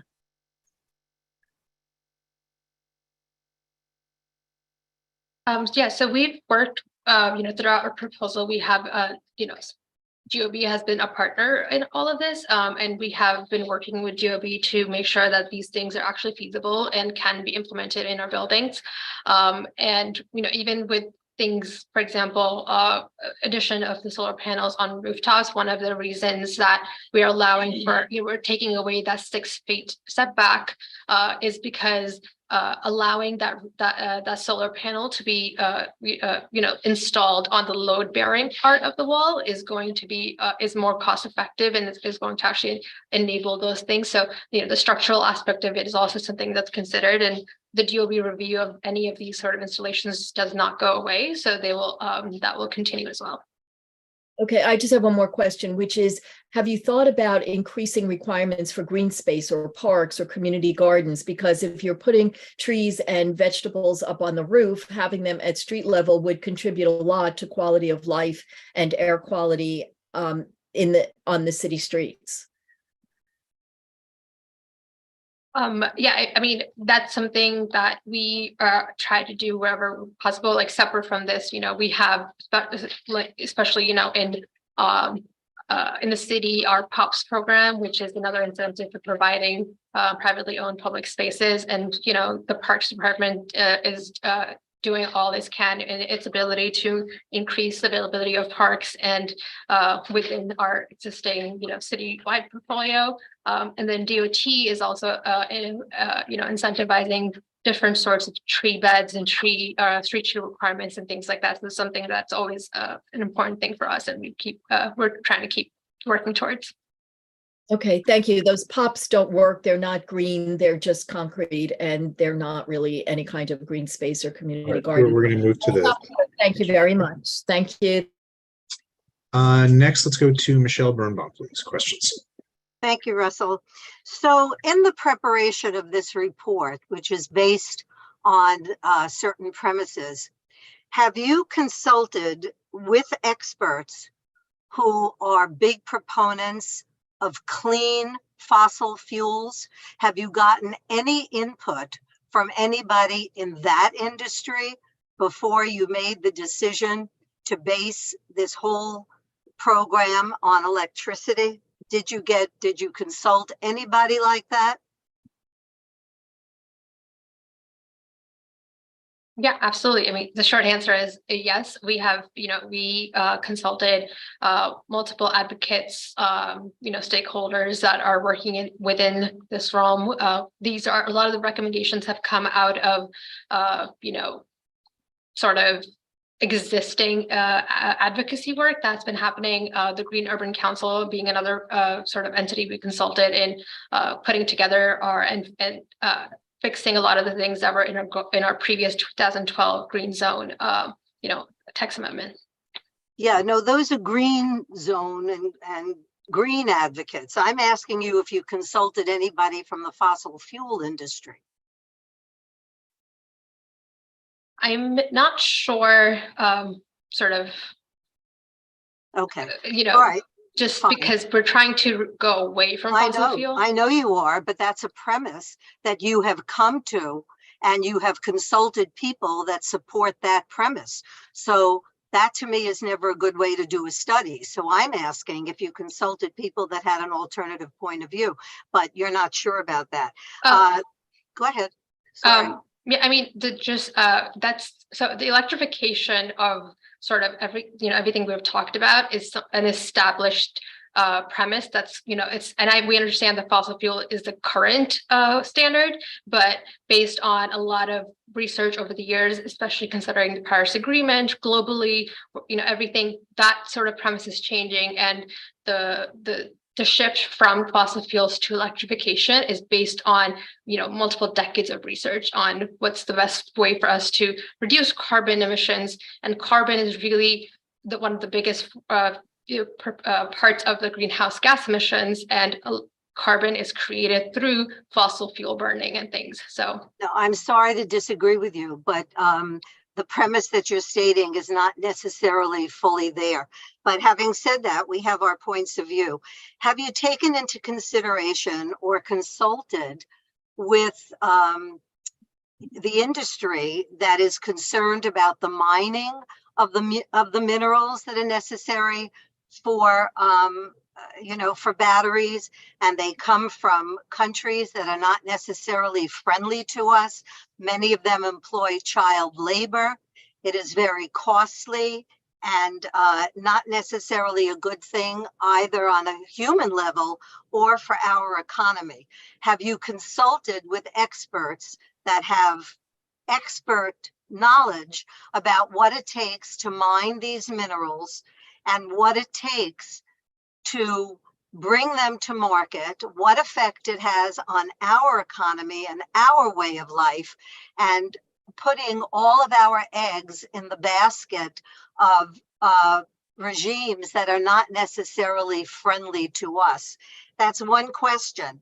The Paris Accord, the fact is, as a member of the Paris Accord, in this country, we have the cleanest energy of any of the other countries. So unless we can get all of them on board, the fact that we're going to be retrofitting all over the place, this is one world with air moving the way it moves. If nobody else is on board at holding to the standards that you're putting forward here, it won't do anybody any good. But what I'm concerned with here is all of the other industries that are involved with bringing this program to fruition.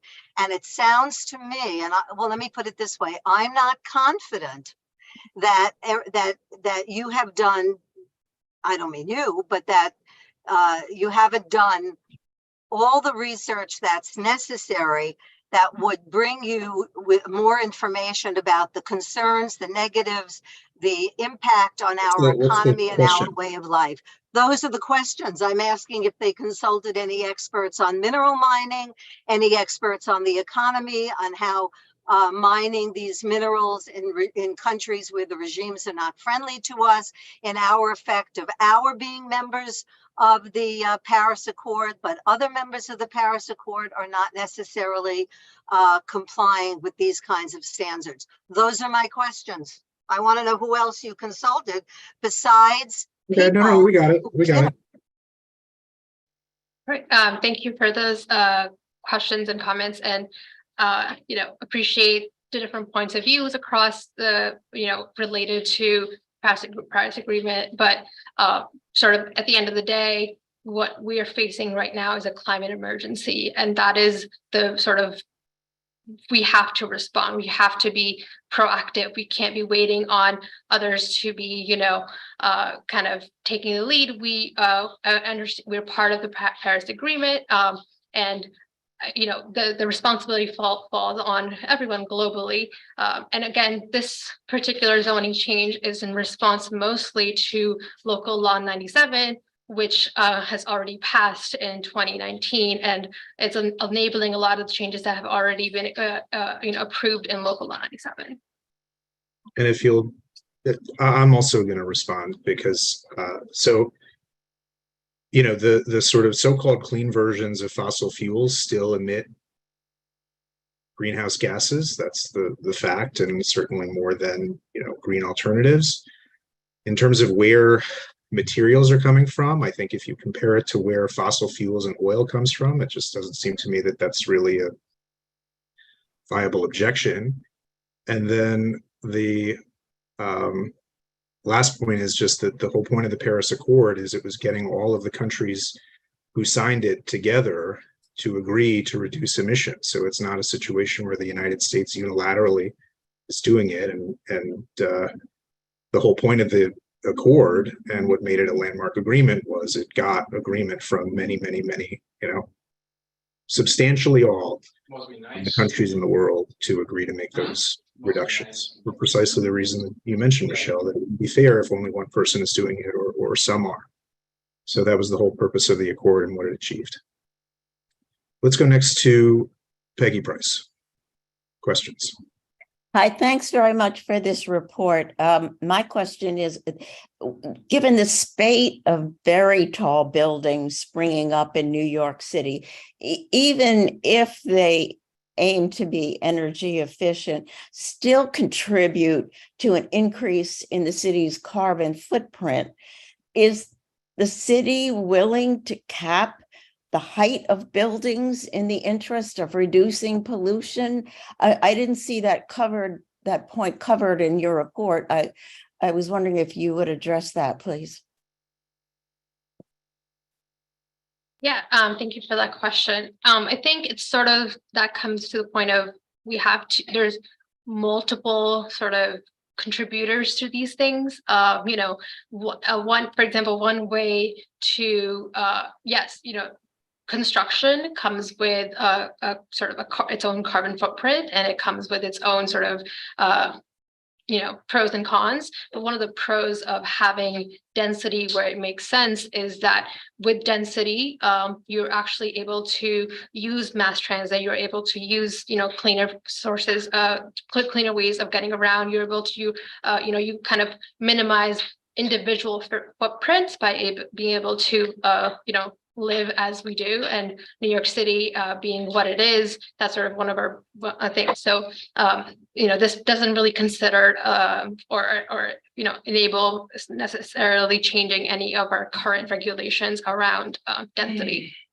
Well, I think it would be a good idea if this issue were addressed, since buildings keep getting taller and taller and creating more pollution. Is there something you could do, add to this project, this report, or some way look into capping the height of buildings? Because on many levels, it is getting out of hand to begin with, but creating a pollution that you say that you're trying to curb here. Yeah, appreciate your comments, and, you know, we'll welcome those for the commission to consider. The proposal as it stands does not have anything related to those caps, but if it's, you know, we're looking for public input. So if that's something that you care, you know, about, which, you know, we're open to getting those comments, and the commission will consider any comment from the public. Thank you. Thank you. I see we have a question from the public, so we're going to go to Dennis Sweeney, and just questions at this point. Thank you. Sounds like we covered working with the fire department on roof access. Same question about energy storage systems for grid smoothing. I'll stipulate that they're surely better designed than lithium-ion mobility devices, but we're all aware of how those fires have gone. So just wanted to confirm or inquire if you're working with the fire department on that initiative. Yeah, absolutely. That was something that was really important to us as well. And, you know, we really considered just in general battery storage. But we do want to emphasize that, especially for something like this, energy and battery storage is very different than some of those things, you know, especially lithium batteries and e-bike batteries that have been in the news of late.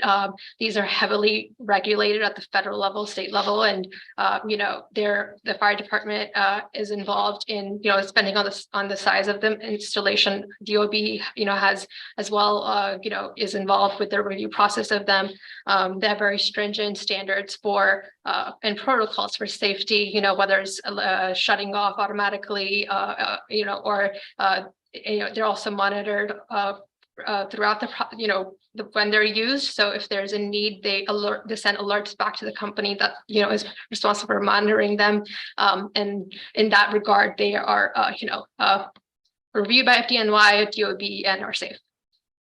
And I'll just go ahead and add to that, you know, the proposed energy storage systems, these batteries, they're different from batteries that have caused these tragic fires. So, you know, obviously they're much larger, they're stationary, and like Oscar was saying, they meet really tough inspections and certification requirements.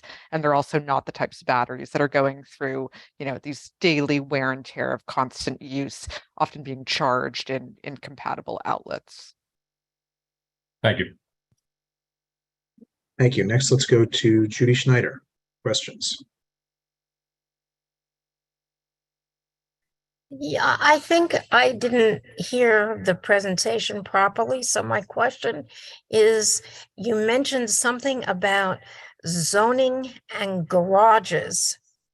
Were you changing the zoning for garages that we currently have on the books? This was at the beginning of your report. Yeah. Go ahead. Are you asking about car sharing and existing parking?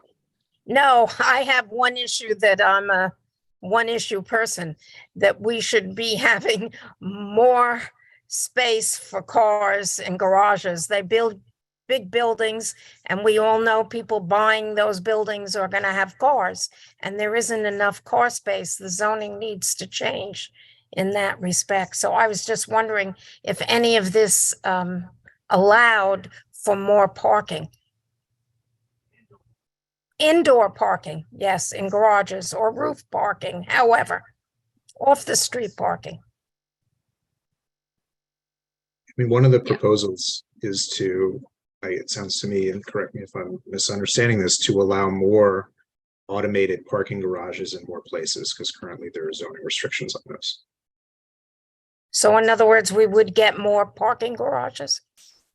Yeah, well, in terms of automated parking, you know, the proposal is really to expand these different special rules that are only applicable in Manhattan that allow for these indoor automated parking facilities, excuse me, to be available to everyone citywide. But, you know, also city planning is taking the stance of curbing parking in some sense to make room for things like public EV charger sharing spaces and sort of creatively thinking about what we can do with existing parking spaces. But in terms of, you know, what you're talking about, indoor automated parking, yes, there is, you know, some creative thinking about expanding those rules. Well, I would hope that our community board, I don't know if we're going to write a letter, Russ, or whatever, but I would hope that adding parking spaces becomes an issue. You gotta just, please, sorry, just questions for the. Okay. Sorry. Let's go next to Gail Barron, please.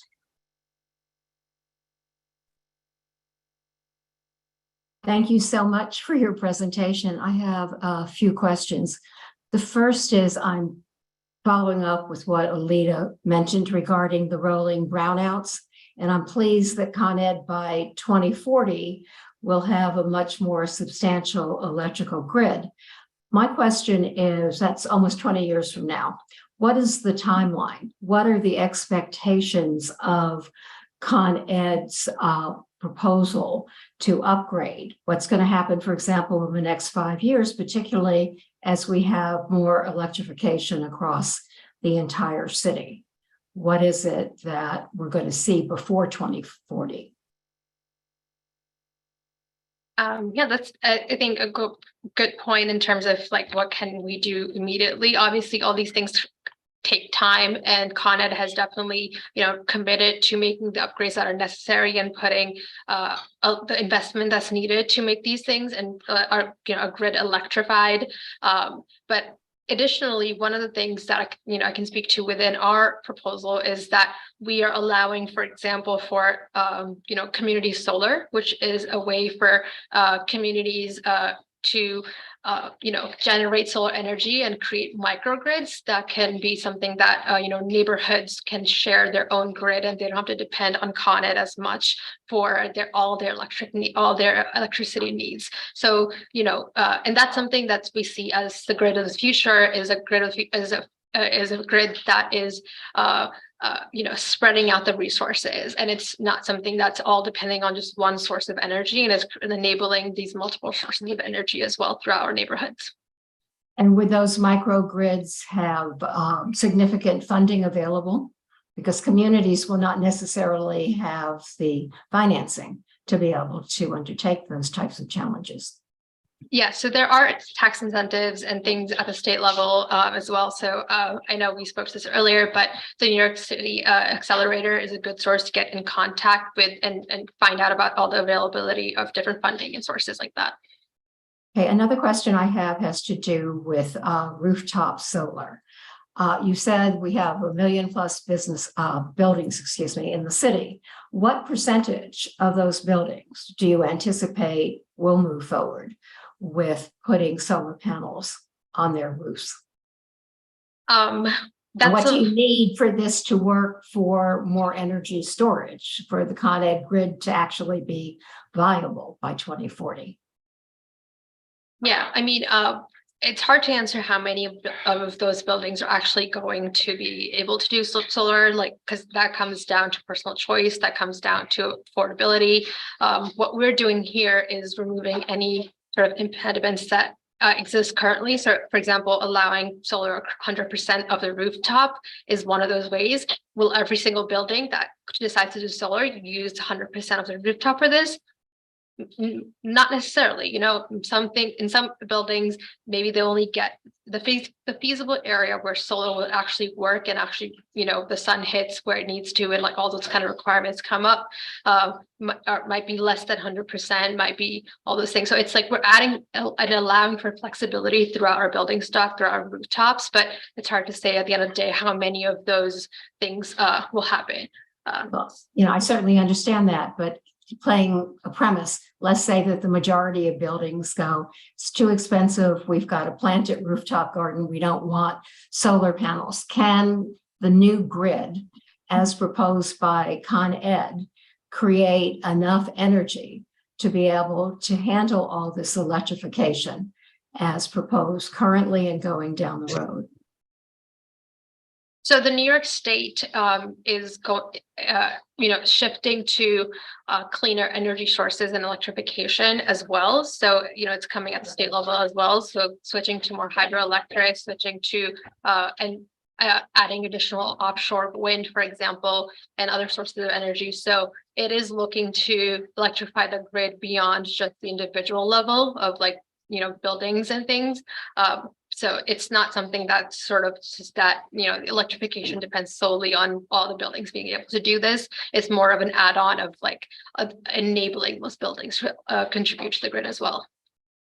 Another question I have for you is a lot of buildings, the one that I live in, many of the other co-ops on my block have within the past 5 to 10 years moved from oil, put in at a significant cost, gas, boilers and all. So now we're being told, okay, you did that 5 or 6 years ago. Now you have to undertake yet another expense. And although I can understand the whole question of fines and buildings not liking them, I mean, what is it even? I mean, what do you anticipate it would cost for a 10-story, let's say a 50 residence building to convert to an electric boiler? I mean, are those types of bits of information going to also be distributed so that it, you know, when you're making arguments for why something should be beneficial to the city at large, and I don't think anybody is going to be upset about carbon neutrality, but are there going to be extra handouts, more information? I think going back to Mrs. Brown, educating people and buildings so that they understand that maybe the cost will not be that prohibitive, or will they? I mean, it's hard to know if you don't have answers to those questions. Yeah, so I mean, that's, again, completely recognize the cost prohibitive, you know, nature of a lot of those things, and some of, you know, like you mentioned, might be something that they're upgraded recently and they're not able to upgrade again so soon after. But you know, the one thing about local law, again, this is in response to local law 97. So that's something that the city council has passed. One thing is that for existing buildings, it's not necessarily that the requirement isn't currently that you electrify all existing buildings. It's that you meet certain energy efficiency goals, and those energy efficiency goals can be made through you know, retrofitting of other aspects as well. So it's not just about, you know, using only electricity in the building, but it's also about making sure you're not getting energy leakage. It's also about making sure that, you know, those buildings that, like, whether it's through wall thickness and through other mechanisms, that, you know, there's different sort of ways to meet those energy goals. But again, understanding all these things are expensive and recognizing they're expensive, and we're hoping for additional funding to come through on the state, federal level, the city level, and would encourage you and everyone to continue to advocate for that as well. And just in my last point and follow up to Peggy Price's question, I really do think that it would be very beneficial as we're having more and more super talls, even though that may not be the carbon neutrality that you're looking at this point in time. If we start to look at buildings that end up being so super tall that they do create all those carbon emissions, why go ahead and take it out on one group and then say, but for overdevelopment, it's perfectly okay? That, I mean, if it's going to be the city of yes, it should really not just say, come to a public hearing and comment on it, but I would hope that you'd be able to go back and say at least questions like this should be responded to overall in a proposal such as the one that you just made. But thank you very much for your time. Okay, let's go next to Rita Popper. Oh, yeah, go ahead, Rita. And then we'll go back to the public. Hi, thank you so much for this presentation. Very interesting. I happen to live in a total electric building and it's almost 50 years old. And so is everyone else with all the three buildings in my development. I have a question on all the new construction that's going on in New York City for residential buildings, whether they are rental, co-op, or condo. Are any of these being made to follow any of the directives that you are proposing? Yeah, so local law 154 requires any new construction to be fully electric. So that's something that any new construction has to meet these newer requirements. Anything that was previously approved or was under construction that was under previous regulations, they will be subject to local law 97, which has requirements for their energy efficiency as well. Well, these plans have probably been approved 3 years ago, even though it has taken time for them to raise the money to build these buildings. But the building is going on right now in several places. The foundation is being laid. If plans were approved 3, 4, 5 years ago that didn't have this, however, the construction is now, are they being made to follow your plan?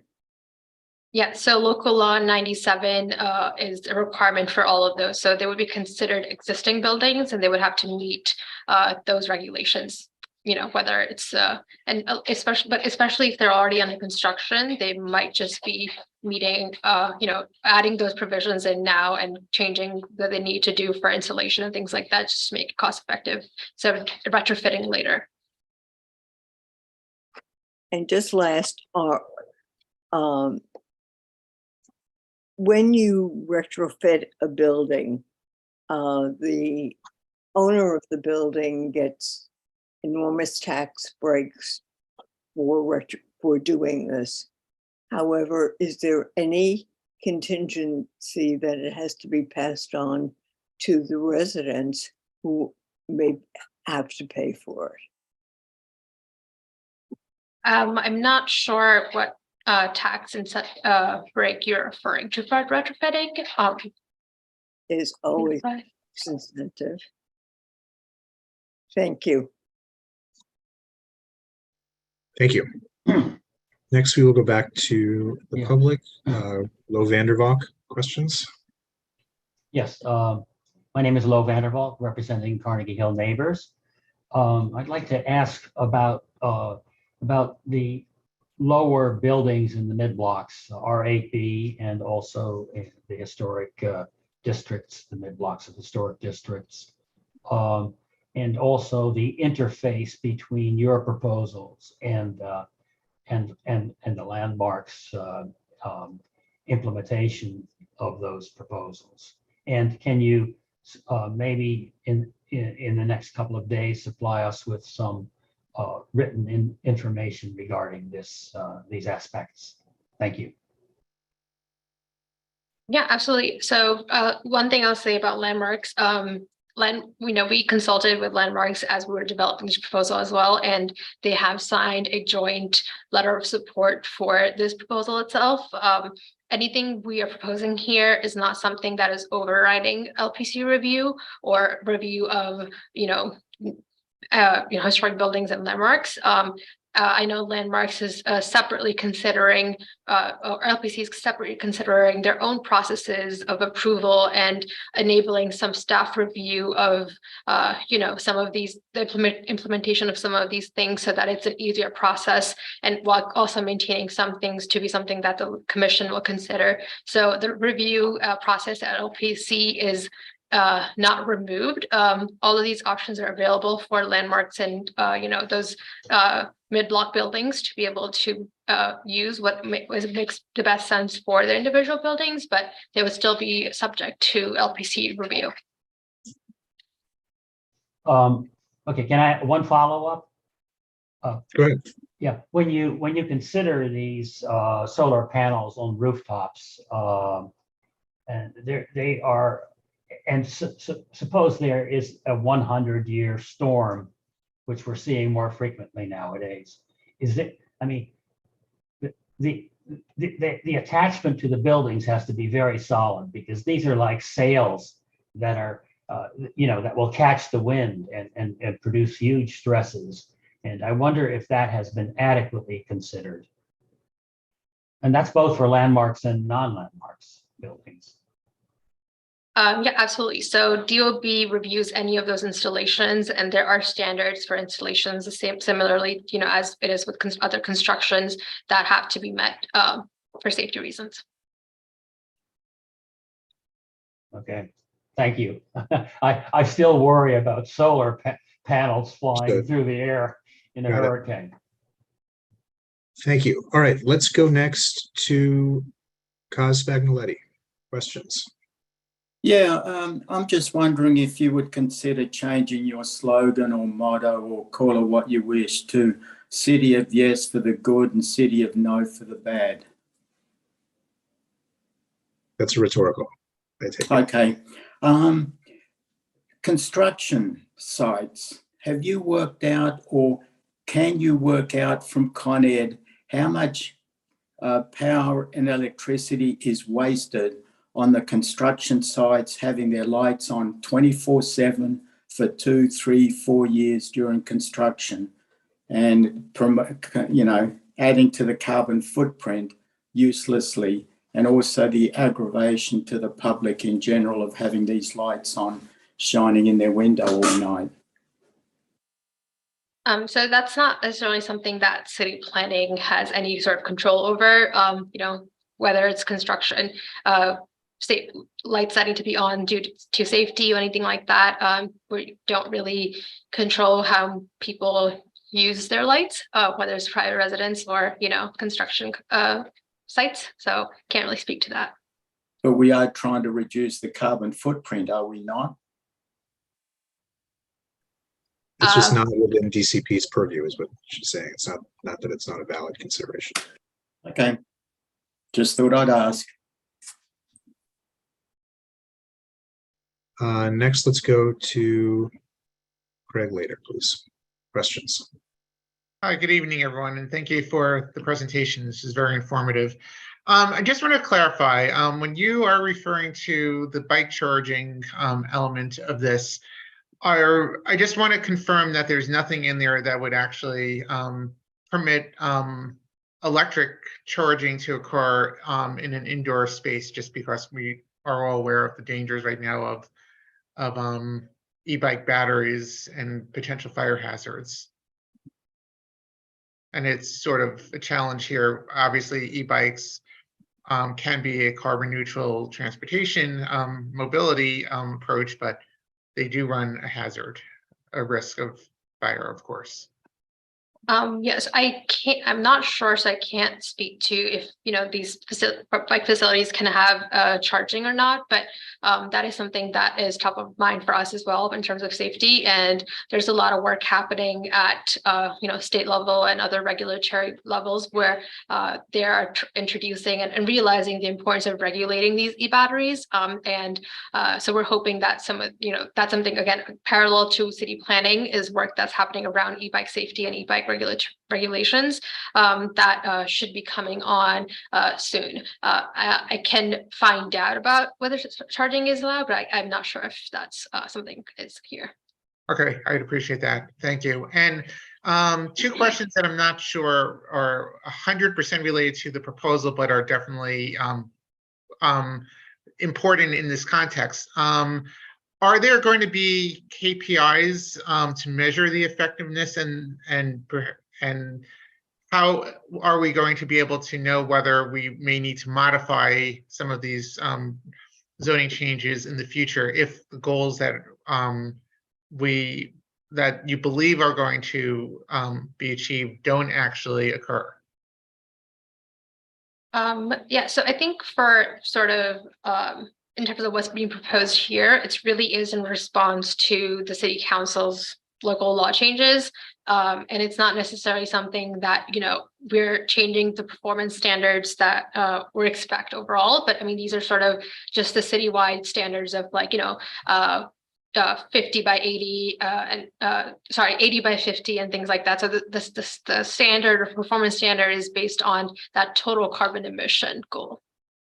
Okay, no, I understand that. I'm just, I guess I just want to make sure that there's some opportunities in the future, whether it's related specifically to this zoning proposal or whether it's more related to city law related to the local laws, that if somehow we're not achieving our goals, that we have some recourse in the future. And then the other last question I had is, has there been discussion in terms of grant opportunities to allow less painful implementation from a cost perspective? So, again, city planning doesn't do a lot of the funding aspect. We are more regulation of, the zoning and things like that. So in terms of funding and grants, I know that a lot of the different, the other agencies in the city are thinking about these things that are able to, get grants. And again, I would refer to the New York City Accelerator as sort of the source of anything related to funding.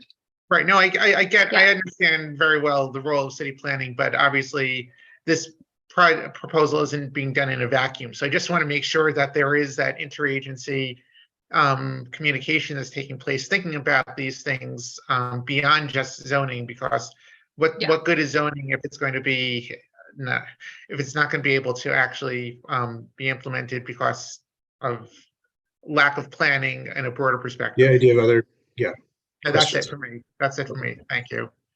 All right, let's go next to Sahar Hussain. Questions? Yeah, thank you so much. And thank you for this amazing presentation. It's so needed as well. Just one question I had was about the vehicle charging. I know you've written about commercial districts, but I was just wondering that what about the ones that are on the roadsides that are available to everyone?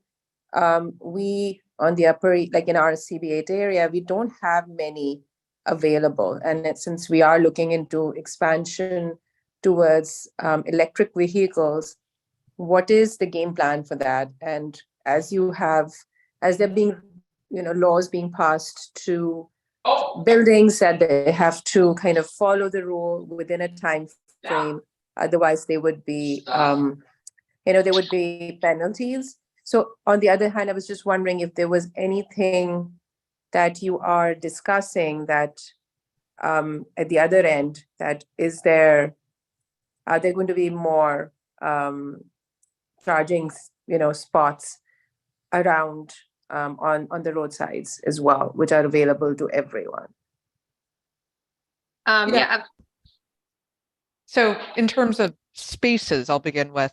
So the proposal is that in a lot of commercial, allowing 20 of accessory spaces to be kind of occupied by car sharing vehicles or car rental services or public EV charging, or where the district regulations are kind of permitting commercial and vehicle storage, or a combination of up to 20 of the spaces in the parking lots and parking garages. So basically 100 of those spaces would be available for EV charging. So there's certain set asides for those chargers. But, Yeah. you know, obviously those are all in the effort to enhance the possibility for EV charging. And what about the ones that are on the roadsides? That doesn't Yeah. come, like I know there's one on the 78th Street, and that's available to anyone. And Yeah, there's just so- such lack of ones available in our CB8 area. Yes, please go ahead. Sorry, yeah, absolutely. I think just, you know, our proposal is, again, like you mentioned, is hitting more about those garages and private spaces. But this is sort of the point of like earlier where we need to be looking at this holistically and making sure that citywide there's things happening wherever it's possible. So city planning, for example, does not control the street, and we don't have purview over the street, which is something that is in the DOT realm. But DOT is working with the Mayor's Office of Climate and Environmental Justice and to bring on more of these street EV charging across all 5 boroughs. And you can find out that about their existing EV charging program as well, which they're hoping to expand and continue to expand as EV charging becomes more of something that we're incentivizing for more electrification. So it's definitely something that's being thought of on the city level. It's just not part of this proposal, but there's a separate program. So, so just in connection, thank you so much for giving me that detail. So just in connection with that, so is that something that your department and DOT are also kind of working together? I understand it comes under their purview, but like, is that also something that there are more conversations happening and you're discussing, or does that, I'm just trying to see that if there is kind of cohesive work being done and finding all the loopholes or like kind of places where things have to be done to get this to be practically implemented. So are there meetings happening, conversations happening, since everything is coming back to the mayor's office? Yeah.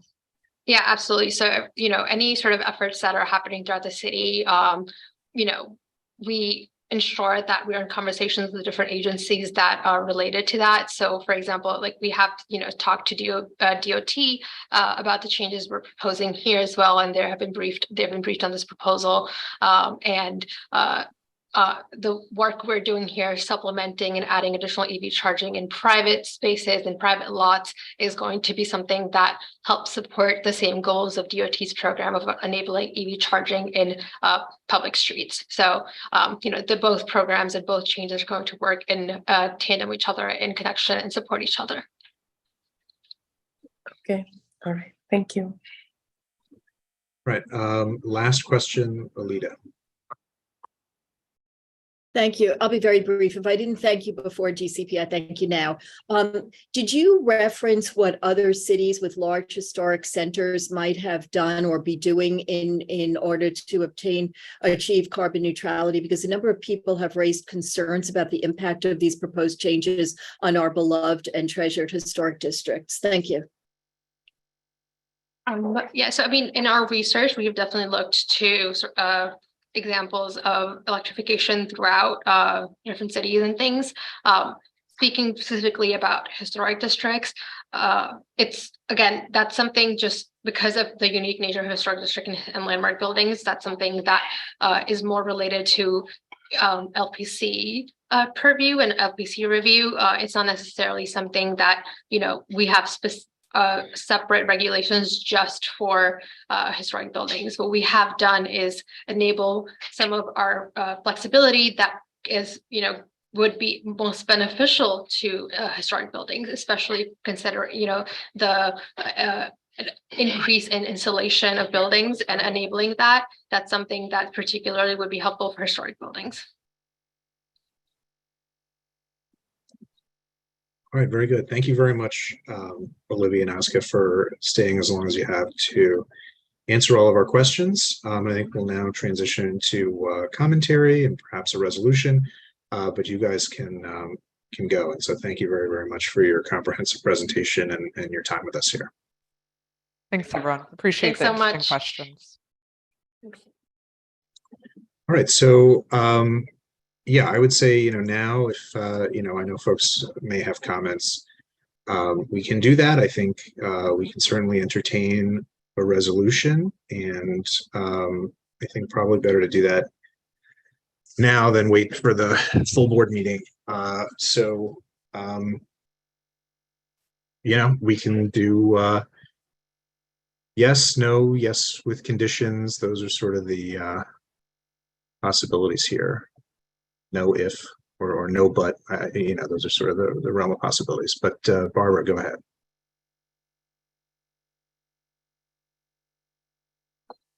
I definitely want a yes. We definitely know that we're having an environmental problem. There are buts or with exceptions, what are the words you want. Cost is one. When will Con Ed be right? By the way, our meeting on the 28th should answer some of that issue. Con Ed is coming. So I'm not sure how to phrase it, but I think we have to support anything to do with climate change, because we've just been, as our community alone has been so badly affected by so many issues along the way. So I would vote for yes with anything, but I would understand if people want exceptions to the rule. Yeah, well, I think they're certainly open to comments and ways to improve the proposal. Also, I think they indicated that. So I think to the extent that people have specifics, we can discuss that too. And let's go next to, I do want to, even though we're now in a sort of separate phase. Well, no, let's just go to Alita. Thank Even you. though you asked 2 questions. I did, but now this is a comment. That's all right. That's all right. No, go ahead. Go ahead. Thank you. Peggy raised the issue of the tall buildings, and we know that construction contributes to 70 to 90% of environmental emissions. Even Governor Hochul said that the creation of concrete alone contributes to 7 or 8% of emissions. And without dealing with the proliferation of tall buildings, we've heard ample testimony from Wendy and Andrew Ravasquier, I think, over the years about the impact of buildings that are taller than 24 stories. And without recognizing that these tall buildings are an environmental issue, while I support a lot of what they're doing, I find it hard to just say yes as a blanket without their consideration of the tall buildings, especially in our district where there are indoor swimming pools, indoor wine cellars, giant refrigeration units, and these are for foreign investors that don't contribute to the community in any way, but they are eating up at our grid. So that's what I have to say about that. Thank you. But they will have to come up with ways to abide by local law 97. Right, but I question whether they're able to with buildings of that height. And even if they pay a fine because it's financially feasible, then they get I just think it's something that needs to be dealt with. And I don't have the feeling that they're looking at it at all. So it's a real concern for me and possibly other people on the board. And from what people in the community have said over the years, very much so for people in the community. And thank you. I won't debate it with you, but it is a real concern, I think. Chuck Warren. I'd like to make a motion to second to speak to it. I'd like to move that we approve the proposal set out by the city planning people tonight. Craig seconds. Second, Craig seconds, okay. Listen, I think it's clear that we're in a climate crisis. You see it every day, and you see it in the weather patterns and everything else. And we have to be serious about this. And as has been repeated before, Local Law 97 lays down some markers that have to be met. And Con Ed, I was at a presentation by the Con Ed chairman, and they've invested $3 billion in improving the grid, and they're going to have a lot of improvements, and not going to have to wait till 2040. We'll see improvements before that also. So I think and I don't think we can mix up. We can mix the things about the tall buildings and things like that. Those are separate zoning issues that we'd like them to deal with, but they're not going to deal with it in this proposal. So I don't think it makes any sense to do that. But I do think it's important that a lot of things that they talked about here be implemented. And I do think that the trend and what I think is going to happen to a lot of buildings, and we live in a residential building that's facing the same situation, is that they're going to have to be electrified mostly through heat pumps and things like that. And once the grid gets improved, which it will, I think, a lot of it, and we're going to have a lot of hydropower from Quebec, and 75% in the next few years, 75% of electricity coming to New York City will be hydropower because we signed contracts with them. And so I think we're going to see the price of electricity go way down. So that's going to be, so I think the trend is always going in the right direction, but we have to, this is something that I think is a big contribution to that. And I'm hopeful that we can get behind it. Thank you. Let's go next to Peggy Price. Hi, thanks very much. I'm willing to support the resolution, but I really would very much appreciate it if we could all have a request in there to cap the size of the gigantic buildings. They are adding to the problem, and there's no need to have such.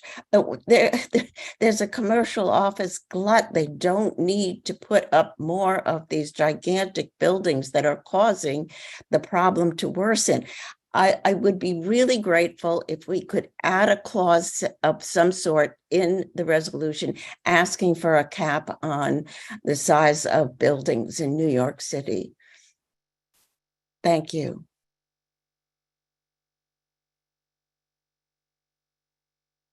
Well, so yeah, I guess my resolution, I guess the issue, Peggy, I understand what you're saying, but the issue is whether it's sort of, they're willing to consider something like that. If this is a completely different kind of resolution and it's just for, devoted all to energy stuff, and I don't know, that sort of gets off the topic. So I think it's probably not something that they would ever accept. And we might want to get that, but I think we have to use other avenues through it. That's my idea. What about asking them to consider it?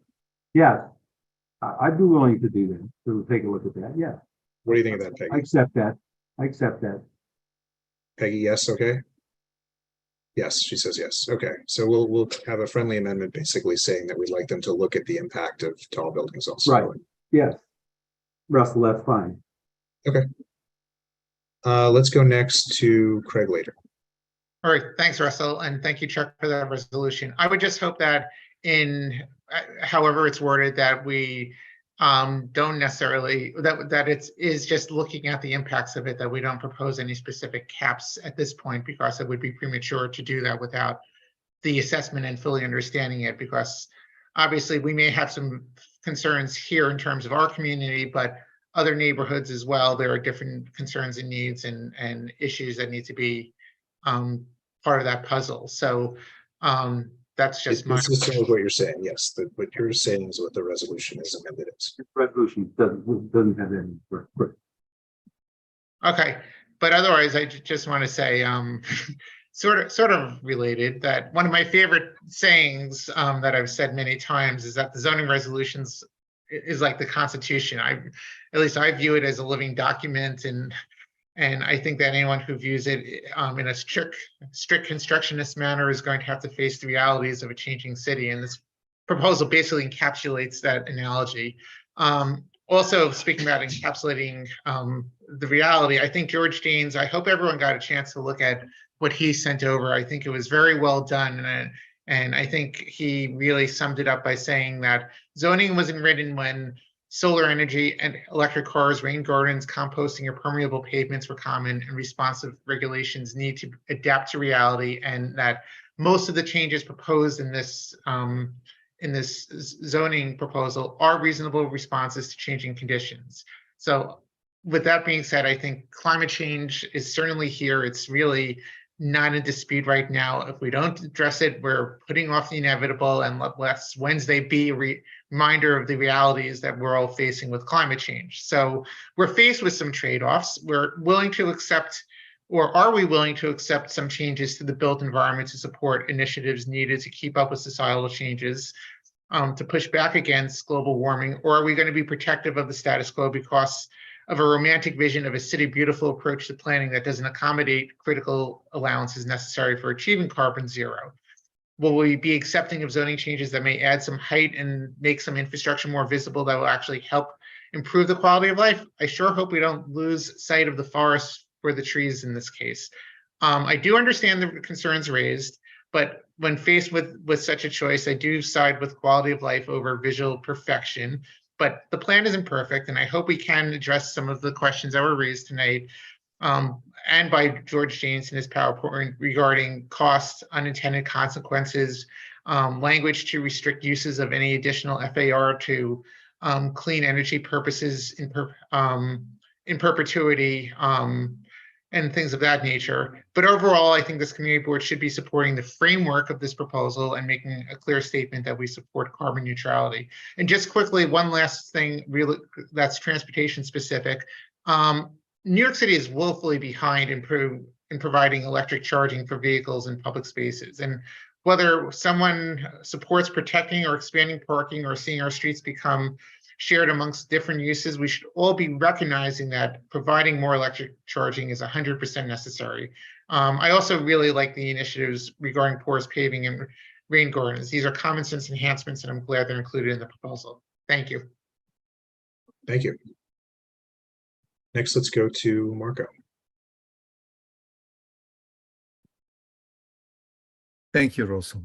Well, I'm going to be a very brief comment. I read what the consultant did, but I found it that is very questionable, his comment, especially about when they talk about the building of a wall. He doesn't even understand that part. Well, I'm going to leave alone what maybe in the future we'll deal that part. Look, I has been building and I has been doing that. It makes sense. The biggest concern is the eyesore of the solar panels. That's my major concern. The other concern is, yes, there is a fines for the buildings that a fine of $265 per ton of CO2 emissions. And that's basically, many people are going to say, I'm going to pay the 265. I'm not going to comply that, which is wrong. And this probably most of the buildings is going to go in that direction, especially those glass buildings, because this is the most polluted in the city, those glass buildings. So to put something in this resolution, I will go especially to create a new avenues, a new technology for solar panels, because actually that part creates serious trouble, especially change the streetscape of the whole city.